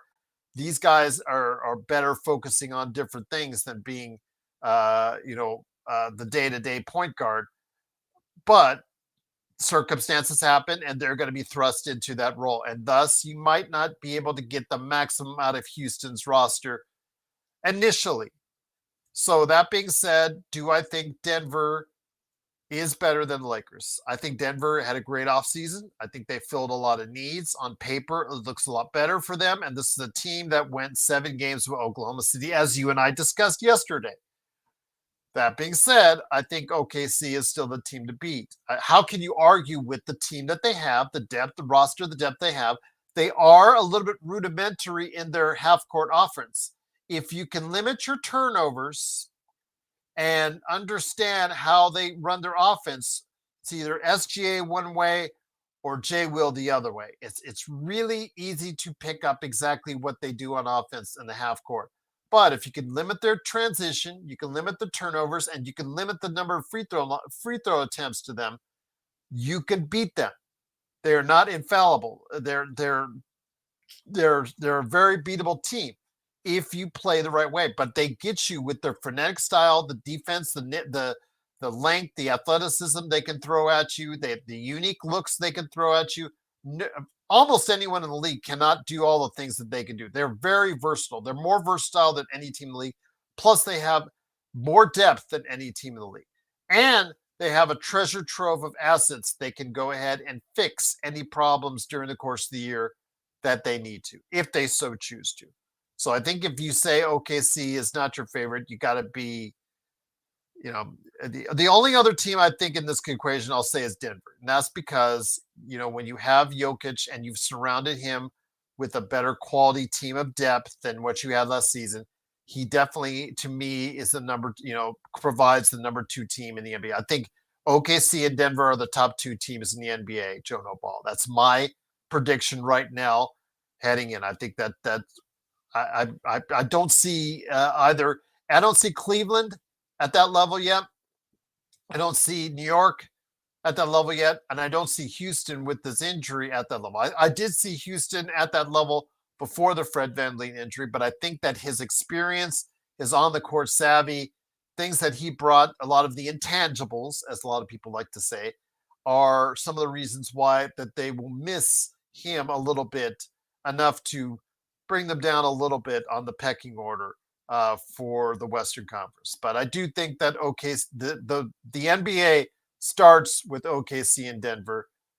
The Lakers are in that conversation for third. I'll leave it at that. But I don't know if I'm going to put them third or fourth as of yet, or fifth as of yet. I have to really look it over, mull it over. But again, I will have my final predictions, and I will go ahead and say it here before the season starts. We always have that prediction show that we'd like to put on just before the season starts. And if you guys want to do that as well, you can always reach out, email LakersFastBreak@yahoo.com. But I'll mention it again as we get closer to that. Can you go into the matchups a bit more with how we guard other players and how they guard us? In regards to, hold on, Jono Ball, Marcus Smart, or Jamal Murray, Reeves on Christian Braun. That's what you have to go to. That's Jono Ball. That's what you would have to go to if Marcus Smart is healthy and he's able to play at a level that he's anywhere near the defensive player of the year. I don't know if he is. We have to see if he's a shot 31 or if he's still a spry 31. I don't know which Marcus Smart we are going to get, but let's just say you get something close to the defensive player that was in Boston. Yes, Marcus Smart would be on Jamal Murray and Reeves would be on Christian Braun. But as we've seen, Christian Braun is vastly improved. I think a lot of that is due to Nikola Jokic. I think Nikola Jokic makes players better. I think he's made a Christian Braun a good player. I think a lot of that is Christian Braun himself, but I think being on Jokic's team obviously doesn't hurt you. But I would have Reeves on Christian Braun. Yeah, that's the way I would go into that. Can you go into the matchups a bit more with how we guard other players and how they guard us? Saying that, I would say as far as how they would guard us, obviously you're trying to focus in more on Luka. I think LeBron is going to get more open looks this year because at 41, you're expecting a little less from LeBron. I think teams are going to take more chances and let LeBron have the opportunities to score or make decisions more. I think that the Luka double teams will come depending on the team, which will try to do it. But I think there will be double teams much more so on Luka. You saw it in Euroball where there were teams that double teamed and on occasion tried to triple team Luka, and he was still able to get around that effectively, get to the line. As far as guarding our team, the rest of the team, obviously, when us guarding Austin Reeves, obviously his defensive issues. Hopefully, that's a team that I talked about. Austin Reeves, Rui, DeAndre Ayton, of course, LeBron and Luka. It's one of the best offenses in the league if you start those guys. But also defensively, if they're in 17th, I will just say if they're 17, if they're in the between 15 and 20, I would be satisfied because if they're the top five offensive starting lineup, I think they can overcome, being a poor defensive unit. But if they're in the bottom 10, then obviously you have to start looking at other alternatives as of then. But when it comes to how you defend our team, obviously you're looking at trying to go ahead and get as many good matchups for yourself, but it depends on the other team. Let's say like it's Oklahoma City, you're going to go ahead and throw everybody you can out there on Luka, whether you start off with Dort and try to take him to Dort Island, or you try to go ahead and you throw Kason Wallace, try to throw Alex Caruso, try to throw SGA. SGA is like the ultimate backup. You throw Jay Will, then you might consider an SGA. You might throw Wiggins out there on him as well. All those guys can go throw a body at Luka, and so obviously that's what you would try to do over the course of a series. Luka has been effective, as we saw last season, and late at the end of the season. They should have won 2 games in Oklahoma City, but Luka got thrown out when the game was close. But Luka is not afraid of Oklahoma City. He's actually beaten Oklahoma City in a series when they went to the finals. So he's not afraid of Oklahoma City. But as a defensive unit, they can go ahead and throw many bodies out there at Luka. And I think that's the key. How many bodies can you throw at Luka? What kind of different looks can you throw at him? The size is still an issue because DeAndre Ayton is the only player of size unless you include LeBron. And LeBron, I don't know if he's not a real ferocious rebounder as far as him getting in there, bodying people up, boxing out, things like that. I don't see him do that as often as I would like to see him. Maybe in his older age, maybe he's more inclined to stay closer to the basket. I don't know. But the Lakers will still have issues with the new fascination, as you know, Joe Nopal, of the 2 big lineups that they will throw out during the course of the season, whether it's New York and its 2 big lineup, whether it's Oklahoma City and its 2 big lineup, and Houston. That caused a lot of problems because, as you know, the Lakers were one of the poorest rebounding teams, and that's something that hasn't been addressed or talked about by JJ a whole lot, was the attention to rebounding, because rebounding has got to be key. The Lakers have to improve on rebounding. And that was even with Anthony Davis. Anthony Davis, the team was a poor rebounding team, even with Anthony Davis on the team. And then they didn't have him on the team and it got worse. So you have to find ways to go ahead and limit the number of boards that you're giving the other team as well. So hopefully that gives you a little idea and context of what I'm looking at during the course of the season. Yes, Isaac, I saw that 40-year-old Al Horford signed I think it was a multi-year contract with Golden State. Plus they signed Seth Curry, D'Anthony Melton, Gary Payton II as well, in anticipation of this Jonathan Kuminga signing, which has to happen here by the 1st, which is going to be in 2 days. So if they don't sign him to 2 days, he'll probably take to a larger contract, because I think the most he can sign and them still sign a free agent, because they would have another space for free agent, I think is $23 million is what they can offer him and still be able to sign someone else. If that's the case, we'll see that he finally takes that. But I think it's the issue of a team option at the end of the deal he has taken issue with. So if they relinquish that or relent on that, that might be a sign that he's going to go ahead and take it. Otherwise, he'll just take the qualifying offer at $8 million with full control. Or what you may see, and this has been talked about as well with him, he might take a 1-year, $10 to $15 million deal, but relinquish his right to a no trade clause, which allows him to be traded anywhere. So we will see what happens, but it is in the last 48 hours. Golden State has let this play out. You can make up your own mind if that was a good idea or not a good idea. But signing these guys to camp so late in the game, I don't know if it's really that smart, but okay. It is what it is. Because Horford, I think you're going to start him. I think Golden State is going to start him at center. I don't know if that's a good thing or a bad thing to start a 40-year-old. We start a 41-year-old on our own, but it is what it is. I mean, LeBron is still one of the best players on the planet at 41 years old. I don't know if I can say the same for Horford, but he does stretch the floor as a big, and we'll have to see what he can do and how he will work with Draymond Green in that defense. Tough. So yeah, Luka pulls a few boards, but Tough, you got to remember, they were killed when even when Luka came over. You got to remember they were still killed on the boards. Teams were still offensive rebounding at a high rate, and Luka was there, and this is with Luka there. So if you're counting on Luka to shore up your rebounding deficiencies, that's not fair to Luka. It has to come from the front court as far as the rebounding is concerned. Tufso says, let's go. I cannot wait for even an exhibition game. Yep, let's go. It'll be coming up later this week. Gregory says, Laravia, Nick Smith Jr. fit Luka time.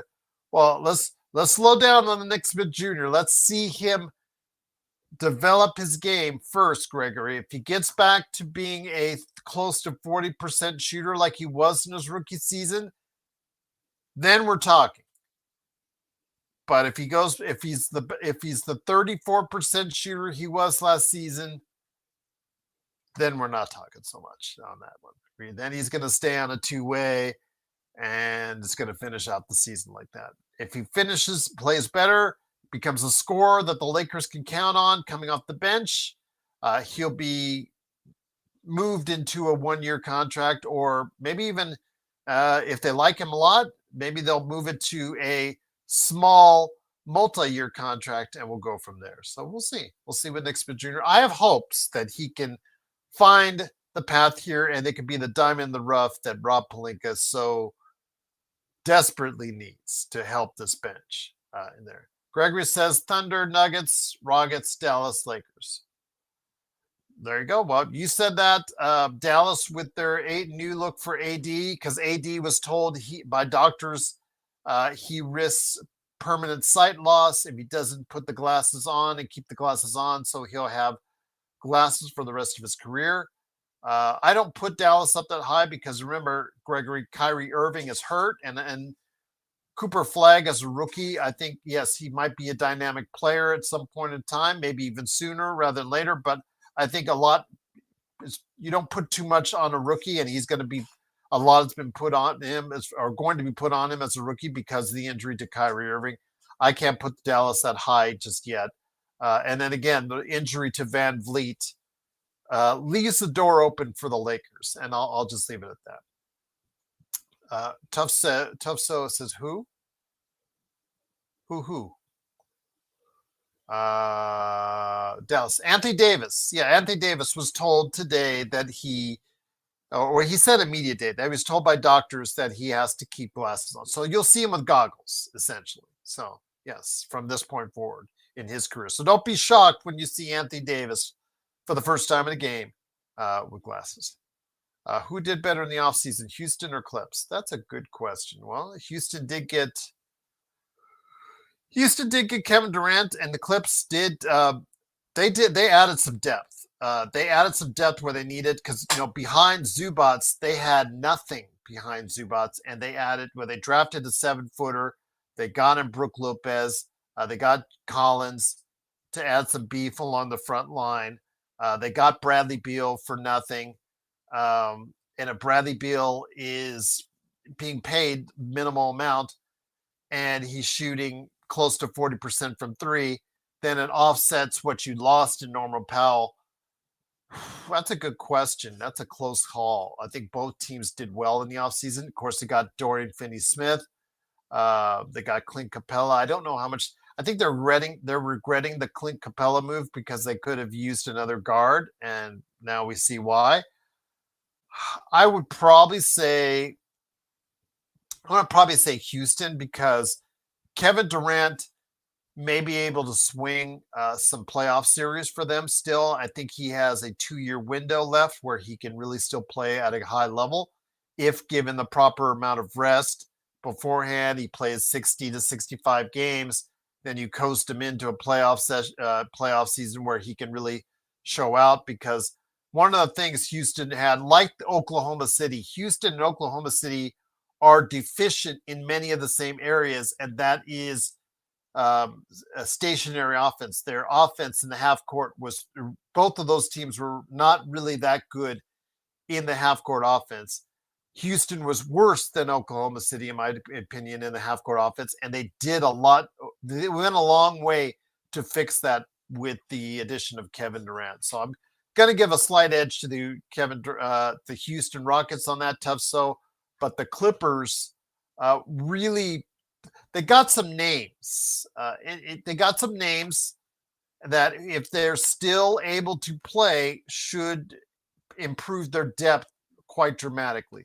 Although they are, I believe, one of the oldest teams on record, and reminds me a little of what happened with the Lakers in 2022. And we all saw what happened there. But remember, Tough, that black cloud of the Kawhi gate is hanging over their heads, and that's going to be an issue. Gregory says, I'll put Dallas that high without Kyrie. Remember, most of the players were hurt last year. If all can come back, hell yes, I put it. I'm glad you have that confidence in them, Gregory. I don't. I think there's a lot of good players on that team, but I just don't think it mixes well enough together yet without Kyrie. I think Kyrie will make it all work effectively, and I think Cooper Flag eventually will get to that star level player that can help make this work as well. I think next year you're looking at a top 3 or 4 team in the Western Conference. Right now, I'm looking at them at 5th through 8th, personally, this year. So we'll see what happens. What am I really excited about this year? Mark F. and Walter is the owner of the Lakers. Not yet, not official, but hopefully that will happen sooner rather than later. Gregory says Kyrie was the only one hurt. They're shooting with Clay, PJ, and those 3 bigs. Yes. Okay. Well, again, I think that, again, Kyrie is the straw that stirs the drink on them. And we'll see what happens. But again, I think it's they have, I think, what is the best front line in the NBA, at least the most depth along the front line than anyone in the NBA. I mean, no one can throw the kind of talented 7-footers that these guys have. And I will give you that. But do they have enough shooting with Clay now up there in years? PJ, who got the fat contract, will he continue his high level of play coming off the bench? And then what about Max Christie? Max Christie, again, he's all over the place. He started out in Dallas hot, and then he went really cold, was out of the starting lineup by the end of the year. So let's see if he can bounce back and have a good season. And then, of course, what can D'Angelo Russell still do for you at this stage of his career? So we'll see. Johnny says, okay, my bad. Will be the Lakers. Will be. Yes. But my hope is that day will come sooner rather than later as well. You guys have been great in the chat. Let's just thank you so much. DBSH, make sure you email me, LakersFastBreak@yahoo.com, whether it's Tuesday, Wednesday, Thursday, whenever, as far as you said for me to go on your channel. Please let me know. I gotta, I tell everybody out there on Wednesday, because I know you said Wednesday at 5. I will, if it is Wednesday at 5, make sure you email me the link at LakersFastBreak@yahoo.com. I will try to be there. Wednesday, I do have to go to the DMV at 1 o'clock, which means by 9 o'clock, I might get out. No, I'm kidding. Almost kidding. But I will say again, I'm at the DMV on Wednesday. I will, if I'm having any issues, I'll email you, let you know. But please email me the update at LakersFastBreak@yahoo.com, because I really want to be there for you, man, because you've been here for so long for me. And it's always great to have DBSH. You do a great job on your channel, and I always do anything I can to give you a shout out and support out there. Yo, for DBSH. But yes, LakersFastBreak@yahoo.com. Hit me up, man. Bloodhound says, Gerald, do you think Triple H has ruined the WWE?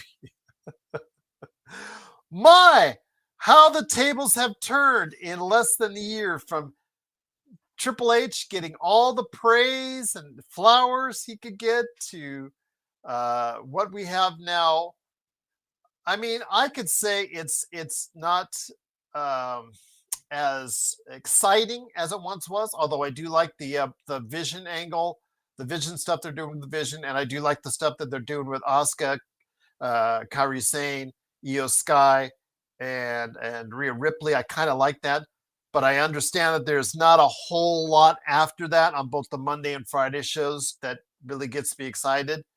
Um, I can't say I blame you, but the proof is still in the pudding, Bloodhound. Are they still getting the sellouts? I mean, the first couple days here in Vegas for WrestleMania next year, even at those exhaustingly terrible prices, that it's just insane. I will not pay $800 for a nosebleeder seat at the Allegiant Stadium. I have been in the 400 section. I've gotten a comp for the 400 section at Allegiant Stadium. I am not paying $850 for that for 2 nights. And but they're still selling them. They're still doing well. As long as those seats are still getting full, Bloodhound, you have to say he's still doing okay. I don't like the storylines where most of them are going. I agree with you. When he was giving all the praise, if you saw my State of Pro Wrestling with John Orlando, we were giving praise, but we were also saying what was working and what's not. We give a fair assessment on both AEW and WWE on what is working and what's not working. I do like the fact that they purchased AAA. Maybe that can infuse some life and creativity into this whole situation with the WWE. But we'll see. Again, even with their dynamic pricing, as they like to call it at TKO, are they still getting the people in the seats? And as long as they're still doing that, as long as they're getting you to go ahead and pay $30 a month for the ESPN app and Peacock and all that other stuff, I guess you could still say he's doing his job. But I agree with you. I think it's, especially the way they've handled John Cena after the heel turn, I think it's really not gone in the right direction. I don't think ruined is the word I'd use just yet. We'll see this time next year if attendance is dramatically down, then I think we can start pulling that out. Tusso says, good job interviewing all the other teams. You know what? I wanted to do something for you guys and provide more content. I see what my competitors do. The top competitors do is providing content throughout the day with stuff that's happening earlier in the day and then, of course, later in the day. And I want to, if I have time, I want to start doing that stuff for you. So that's one of the things I did. I reached out all over the world to people all over the world that cover and write about their teams on a daily basis, or write or report and talk about or podcast on those teams on a daily basis. And I wanted to bring them to you, their perspective on their teams and also what they think about the Lakers. So I'm hoping you are watching it because I've put a lot of time and effort in lining those interviews up. I just had an interview with someone that covers the Jazz in Japan that you'll see later here. One of the back end shows, because it's Utah, it's alphabetical order, so it's in U's. But I interviewed him in Japan and I stayed up till, past midnight just to make sure that I got a good conversation with him. I had an interview early in the morning with someone from Ireland as well. I'm willing to do that for you guys. I just need you to watch it, or I just need you to subscribe, all that good stuff, because I am putting the effort into you to try and make more content and make more good content for you from here at the Lakers Fast Break. Bloodhound says TKO has tried to UFC. Absolutely. They have not been shy about that. Bloodhound, I will say this. As much as I hate what TKO is doing to the WWE and the comments Mark Shapiro, one of the heads of TKO, said about WWE, and said that Vince McMahon priced a good portion of the tickets towards families, and they wanted to change that and make it more dynamic pricing, meaning that they sell it at the highest possible price at the best times whenever those tickets are available, and change it on the fly when needed. They're not shy. They don't lie to you, Bloodhound. They are clearly proven to want to incentivize and make their shareholders happy and themselves happy. I just said, though, on the recent State of Pro Wrestling, I said with John Orlando, I said last week, I said, we get that. We understand the prices are outrageous. People are still buying it. They're trying to maximize their profit. They're trying to squeeze every dollar out of it. That's what TKO is doing. They made an investment with the UFC and WWE. That's what they're doing. And I just sincerely hope if they're charging these extra prices, that they're getting all these dollars, that they're passing it on to the performers in the octagon and in the ring. That's my hope, is that they're paying them a fair wage and compensation, because we're not here to, we don't go to UFC matches. We don't go to WWE matches to see TKO. We see them for the wrestlers or the fighters. And that's who should be getting the best cut and the biggest cut of what TKO is doing right now. Johnny 2K6, aren't they already? The ring service has those ads. Again, they're maximizing every dollar out there, Johnny. The fact that 2027 WrestleMania be in Saudi Arabia, that speaks in and of itself. The only silver lining for me on that, because I know a lot of people say they sold out, et cetera, et cetera. I think it opens up a window where London can now say, you know what, you guys are no longer having WrestleManias in North America anymore. Why don't you have a WrestleMania here? We really want you. They've been very adamant. The mayor of London has been very adamant about wanting a WrestleMania in London. I think that now, with the fact that Saudi Arabia has a WrestleMania, it's now a possibility. I'd like to see one in Mexico, Japan, maybe at the Tokyo Dome. A WrestleMania in Brazil, in Sao Paulo, would be awesome. Maybe it won't be Vanderlei Silva getting knocked out, but maybe a WrestleMania, or in Mexico, or again, it now leaves open the possibility of it going to a place, Australia, for instance, where it's going, because Crown Jewel's coming in Perth. They could sell 60, 70,000 seats stadiums in there. So we could see what happens. But I think it does open the door for those other countries to say, hey, you did it for Saudi Arabia. What do you need to do it for us? Gregory says, I'll be attending a Lakers and Wizards game on January 30th at the Capitol. Congratulations, Gregory. That's awesome. I hope you interact with us on playback on that day or after the game and tell us your experience, because I'd love to hear it from the crypt and see. Oh, you're in the Capital One, Capital One Arena. And because you're in the Washington, D.C. area, or in and around there, Baltimore area, which I've been to. That area is very underrated. I had a great time in Baltimore, Washington, D.C. area when I was there. And if you're going to go check it out there, I do hope you have a great time. We'd love to hear how you see and perceive the game from there, and what the crowd size is. I know it'll be late January.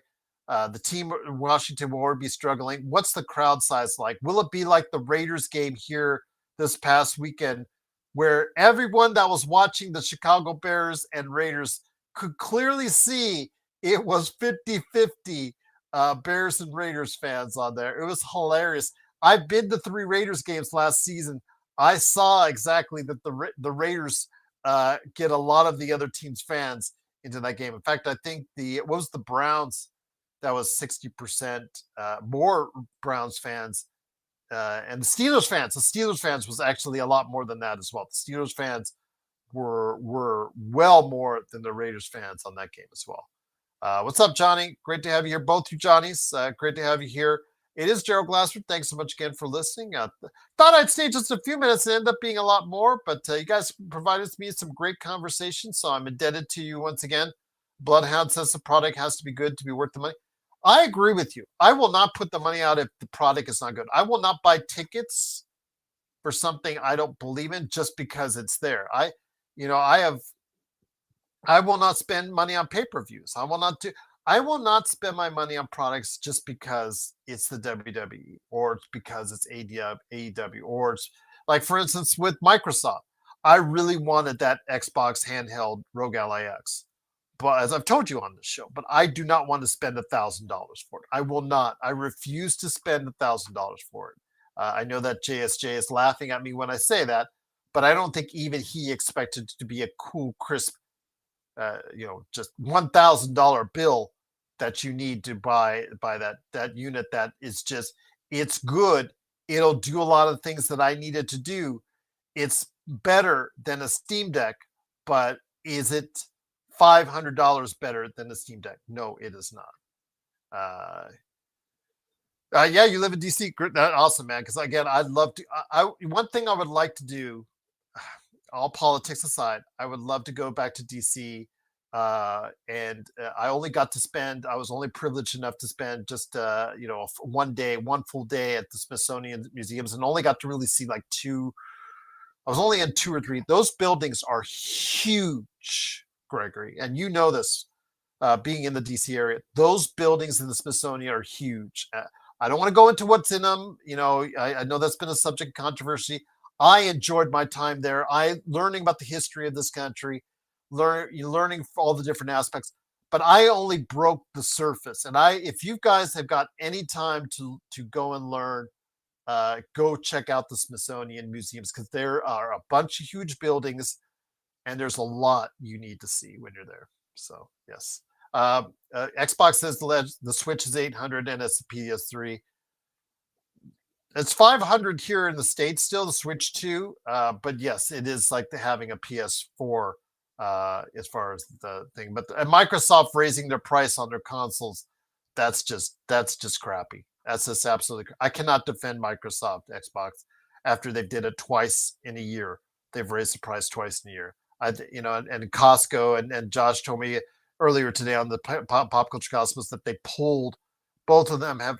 I know Costco pulled Xbox off, and they're no longer selling Xbox. But when he told me Sam's Club did, it's like, why? They don't deserve it. They don't deserve to sell the units, but they're jacking up the price twice in a year. That's wrong. The Series X is sweet. I have one. I have one Xbox. I bought it at $350, brand new, with the Diablo 4 version that came with Diablo 4. That version with the disc is now $600. I did not expect when I bought my Xbox Series S at $225 and my Xbox Series X at $350 to both gain in profit when I bought them. It's ridiculous. Absolutely ridiculous. 5-6 years into life cycle. Xbox, they didn't do it twice in the same year. Xbox, they didn't do it twice in the same year. So my PlayStation guy, no. I have a PS4. I have an Uncharted PS4 right behind me here, but I don't have a PS5 yet. I've been waiting for a reason to buy PS5 next year, and Wolverine might get me there. Wolverine looked pretty good, Johnny. I will admit that. Wolverine is the first game in all these years on the PlayStation 5 that has me thinking about a PlayStation 5. Yes, there you go. Can't wait for Black Ops 7. I know at this point I lose track of whatever Call of Duty we're on, but yes, Black Ops 7. I just play it. And if I enjoy it, if I stay with it, if I don't. But then again, it's on Game Pass. So Xbox game.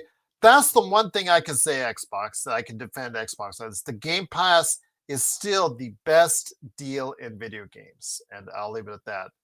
But Battlefield 6, watch out for Battlefield 6, everybody. EA, which just bought itself out with some help and funding from the Saudis and other capital ventures. They bought back their shares and they've now gone private.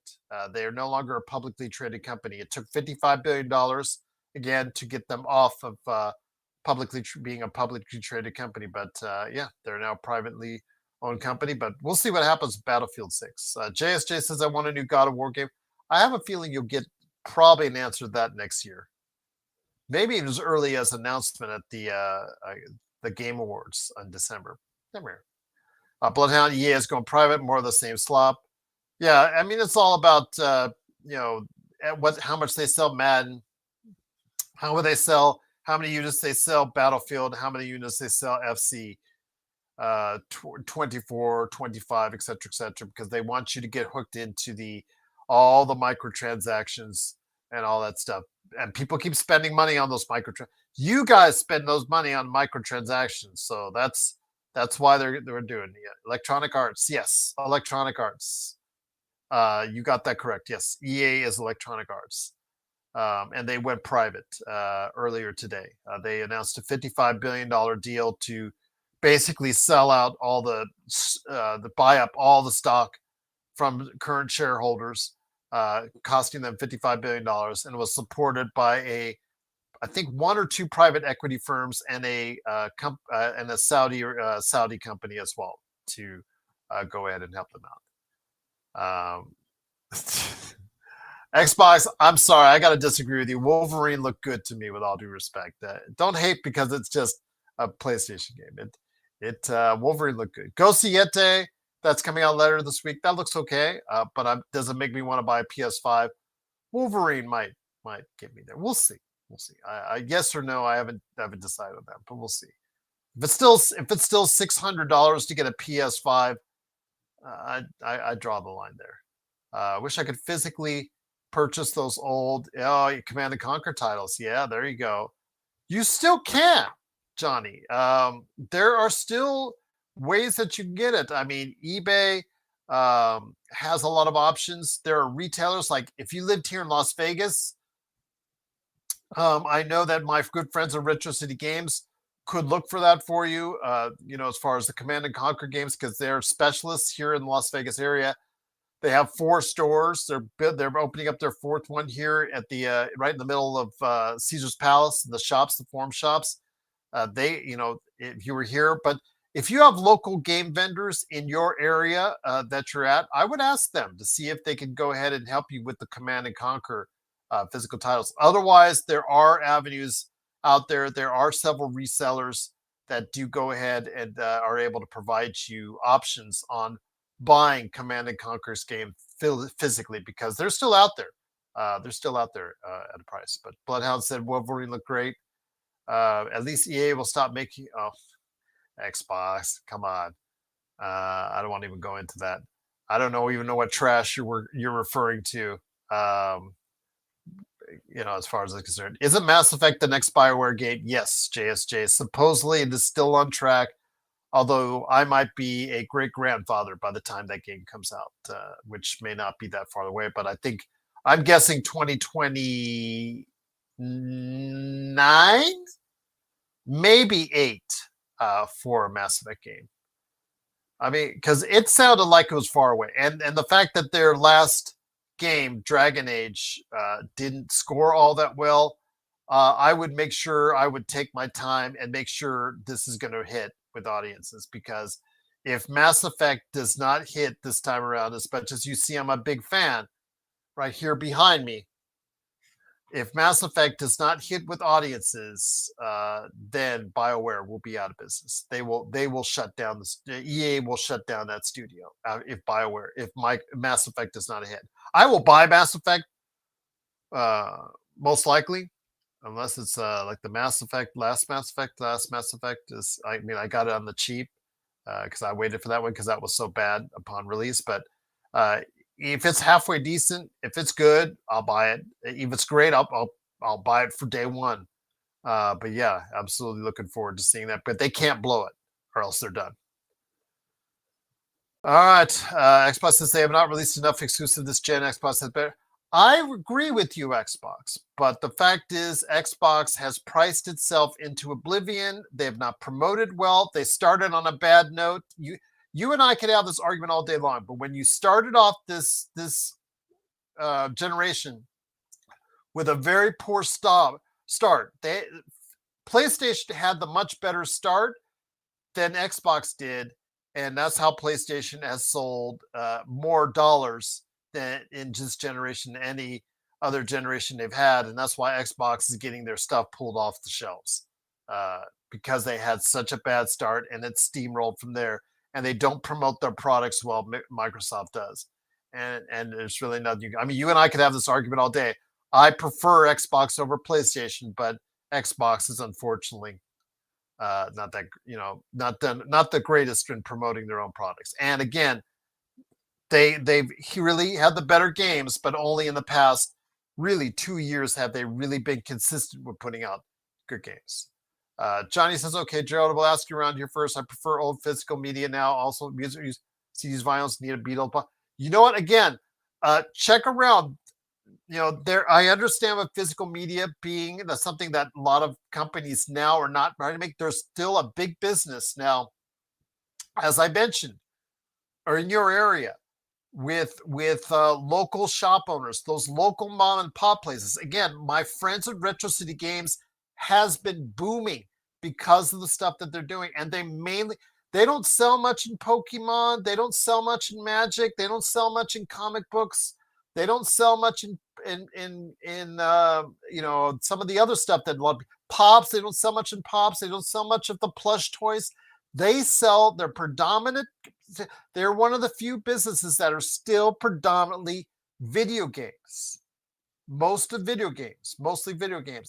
And they have flourished in with their physical games that they have and that they sell on a regular basis. Again, they're opening their fourth location here in Las Vegas. There are locations near you that have those type of places, whether it's record stores, because vinyl's back in vogue. CDs are back in vogue. Audio cassettes are spiking again in sales. It's never going to get back to the way it once was, but at least as a novelty, they are starting to get some interest once again. So yes, there should be some stores in your area that have a renewed interest in vinyl. Otherwise, there are places online. I assure you, starting with eBay and going from there. If you don't like eBay, you don't feel comfortable with eBay, there are other reselling places that have trustworthy sales individuals that are out there, or auction houses, online auction houses that you can go ahead online, like Whatnot, and then you can take a look from there that specialize in stuff that you might be looking for as well. All right. One Fly. What's up, One Fly? Xbox went downhill when they labeled the Xbox One as an entertainment system. Yeah, Xbox One was the Xbone. And Xbox would have to probably relent on that as well. The Xbone was the start of their demise. You're right. They didn't do themselves any favor with this current generation and the way they promoted it, and the fact that they really didn't have the games to start off with this generation.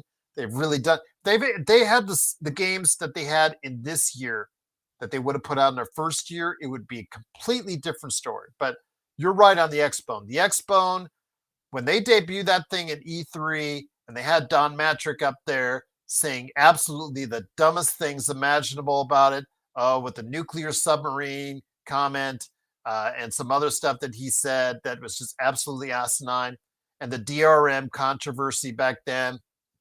PlayStation, what they did was PS4, they came right away, and in one video, they turned the entire console war around by doing one video at E3 where the two heads of Sony, US and Japan, they just said, here's our product sharing program. After rumors that they were going to do the DRM thing as well, they said, oh, here you go. Here's a disc. There you go. They did it right on camera at E3. That blew up. That went viral. And that changed the race, in my opinion, of the console race forever. Unless something is done in the PS6, Xbox 6 era. So we'll see what happens there. Too bad the KOTOR remake was canceled. Yeah, I agree with you, Bloodhound. Knowing EA, they will mess it up. JSJ, yeah, EA, the most hated company several years running for a long time. The worst company to work for. It was voted on for several years. So yeah, they have their bit. But yeah, Bloodhound says I have the Beatles box set they released 15. Oh, that's nice. I don't know, Bloodhound. Did you guys hear as well that for the first time, Paul McCartney, I believe it was at Santa Monica this past weekend for the first time, sang "Help" for the first time since the '60s, which was obviously an amazing thing for a lot of people there because they'd never heard Paul McCartney sing, "Help," which was John Lennon's song from way back when, since the 1960s. Last time it was sung out live, so that's great. Well, we will agree that you have this one right, Cheryl. That's correct, Xbox. I have this one right. Xbox, I've covered this for years. No one could be more right on this than me, Xbox. I know you're blinded like Laker Tom. Like Laker Tom is blinded with the Lakers. You are blinded with the green and white of Xbox. I get it. I understand it. And bless you, child. Bless you, child, on that. I agree. But I love Xbox. It is still Xbox Game Pass is the best value gaming, but price hiking your products twice in 1 year is a really bad move. It's a really, really bad move. And I'll leave it at that. Funny enough, I recently took out my Sony Walkman out of storage to show a friend.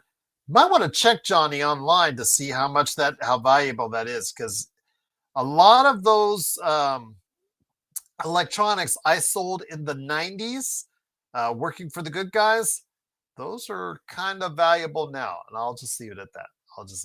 So, yes, Xbox 360 was their best console. Despite the ring of death, yes, it was the best console. And they were on an even platform with Sony heading into the Xbone PS4 generation. And they blew it. They absolutely blew it. And they could never get it back. Yes. Yeah, welcome to Game Source. You know what? That was a period a long time ago. Game Source is what I started with in podcasting. It will always have a place in my heart. Unfortunately, things didn't materialize well out of it, and things kind of fell through on that. Had some stuff that went on behind the scenes, and mistakes were made, and unfortunately, was not able to keep it going. But it evolved into the cosmos, the pop culture cosmos, and the pop culture cosmos that I do still every week evolved into the Lakers Fast Break, and here we are today. JSJ, the Kinect was hyped up back then. I liked the Kinect. I had a Kinect. I liked it. I liked using it. My family loved it. My kids at that time who were young, they were loved dancing around and making them. We had fun with it. It didn't do what they wanted to do, but the best thing I've ever seen from Microsoft in that sense was called Illuma Room, which they never released publicly. They just showcased it at an E3 well over a decade ago. I got to go in there, and it was the entire room interacting with you based off of your movements and things like that. I thought it was going to be the wave of the future, and they never took out to. They never finished it. But yeah, Microsoft Illuma Room was something I was really hoping would pop. It reminded me in some small sense of the rooms that they have in Star Trek, where you can go ahead and create your own fantasies and whatnot. But this was just like, it took the Kinect on steroids and allowed you to interact with an entire large expanded area. But they never did anything with it. So yeah, one of the many prototypes I have seen at E3. There you go. Xbox, you're not going to win this argument, Xbox. Again, the sales are there. The proof is in the sales. It just is what it is. So the Kinect was, yes. When I first bought my Kinect, JSJ, I went to Best Buy. There was a stack of Kinects like that high, and people were buying them left and right. So yes, we were all hooked into the Kinect in the first shot right there. Drip Show, big shout out once again. Please give Drip Show Shop a try on Facebook, on Instagram, on Twitter. Go ahead and hook up right there with him. Follow him, and also get one of the many great items that you can get from him, custom made, and really, really does a great job, as you can see right over the right side of me right there. All right, but I think that's going to do it. I think for everyone who was listening for a Lakers Media Day show, I think about halfway through, they probably checked out, went into the video game scene. Okay. Bloodhound says, I'm mad because I expected 60th anniversary of Rubber Soul this year, not the 30th anniversary of Beatles Anthology, which is wait 10 more years. Remember, guys, got to remember, the Beatles do not have control over their library anymore. They sold those rights. I think it's Apple, if I'm not mistaken, that has those rights. So all up to the guys at Northern California right there with Apple. So again, that's up to them on that. But that was probably a good idea. It would have been great for the 60th anniversary of Rubber Soul. But yeah, be that said, I'm going to go ahead and check on out. But I will be coming back this week with a special show because Jamie Sweet wanted to go ahead and come on the air. So I'm going to try and work out a deal with him. We have more NBA team previews. I just dropped one today to you guys out there. So hopefully you got a chance to see it earlier today. That is, what's the last one I put? Yeah, both Clippers season previews are now available to the entire public. I just put up for members $2.99 a month. Members got to see the Memphis Grizzlies season preview with Dr. Joshua Greer. That is still for members only right now. Tomorrow I will put out another one that's coming up. What's next coming up for members up here? Let me go ahead and bring it up for you guys real quick, just to get you guys interested, because I'm still doing interviews. By the way, I'm still wrapping up my interviews. I got 29 teams, 27 teams done. No, 28 teams done. 28 teams done of the 29 I need.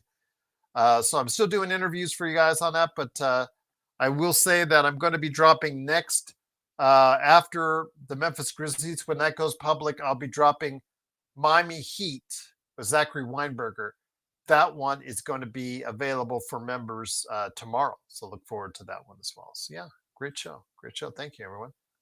Truly trying hard for you guys. Truly trying to do a lot of good stuff. And hopefully you'll get it. Because remember, as I build up these relationships with these guys, I've told them all, as you've seen on my videos, I've invited them to come back during the course of the season. So a lot of these guys, hopefully, if all goes well, will be coming back, and I'll be continuously providing interviews and a lot of good stuff coming as far as extra stuff that members will see first to the channel.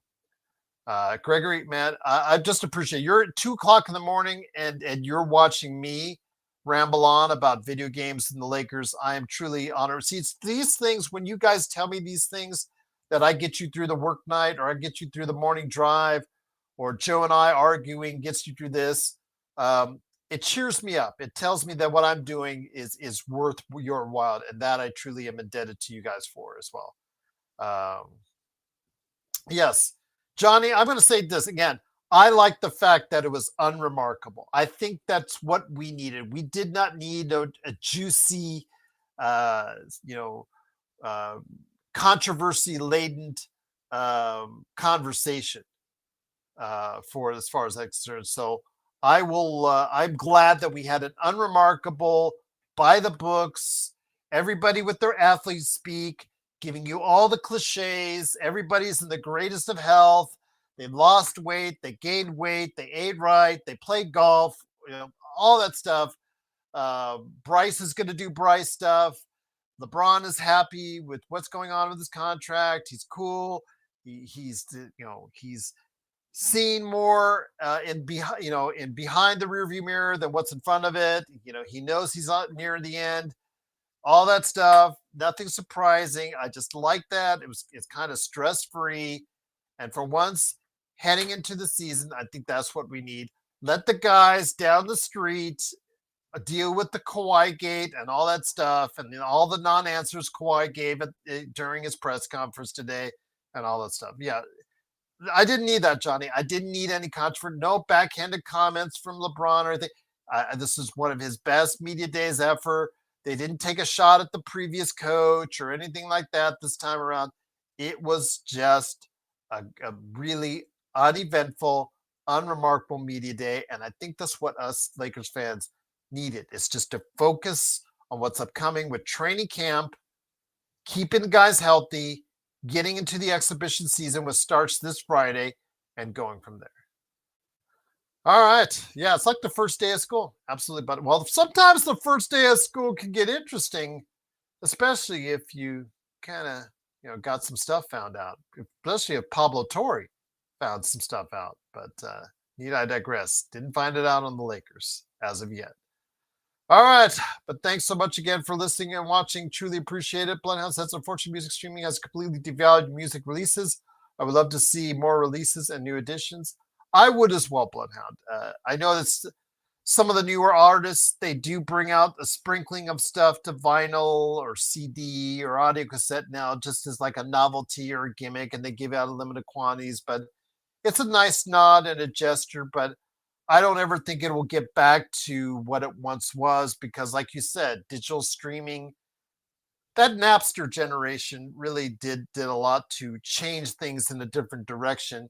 And again, digital has, like for instance, physical media, a lot of it's based on the past and not on the current when it comes to physical media. And that's just seemingly the way it is going to be going so forward. Bloodhound says Kawhi planted so many trees over the summer. Yes, he did. Again, if he was alluding that he did something on this contract. I like to know what he did to get paid to earn the money on this contract. He didn't have to do a thing according to the contract, so I want to know what he did. If he says he did something, I want to know what he did. He didn't clarify what he did, so in essence, I still think he did nothing on this contract except take a paycheck on it. So yeah, absolutely neat. JY, thank you so much. Truly means a lot when you guys send these thoughts my way. I cannot thank you enough. It allows me to do this 2 hours talking to you to the Clippers Media Day. Oh, yes, JSJ. Yes, it happened. You might want to check the highlights, but yes, it happened.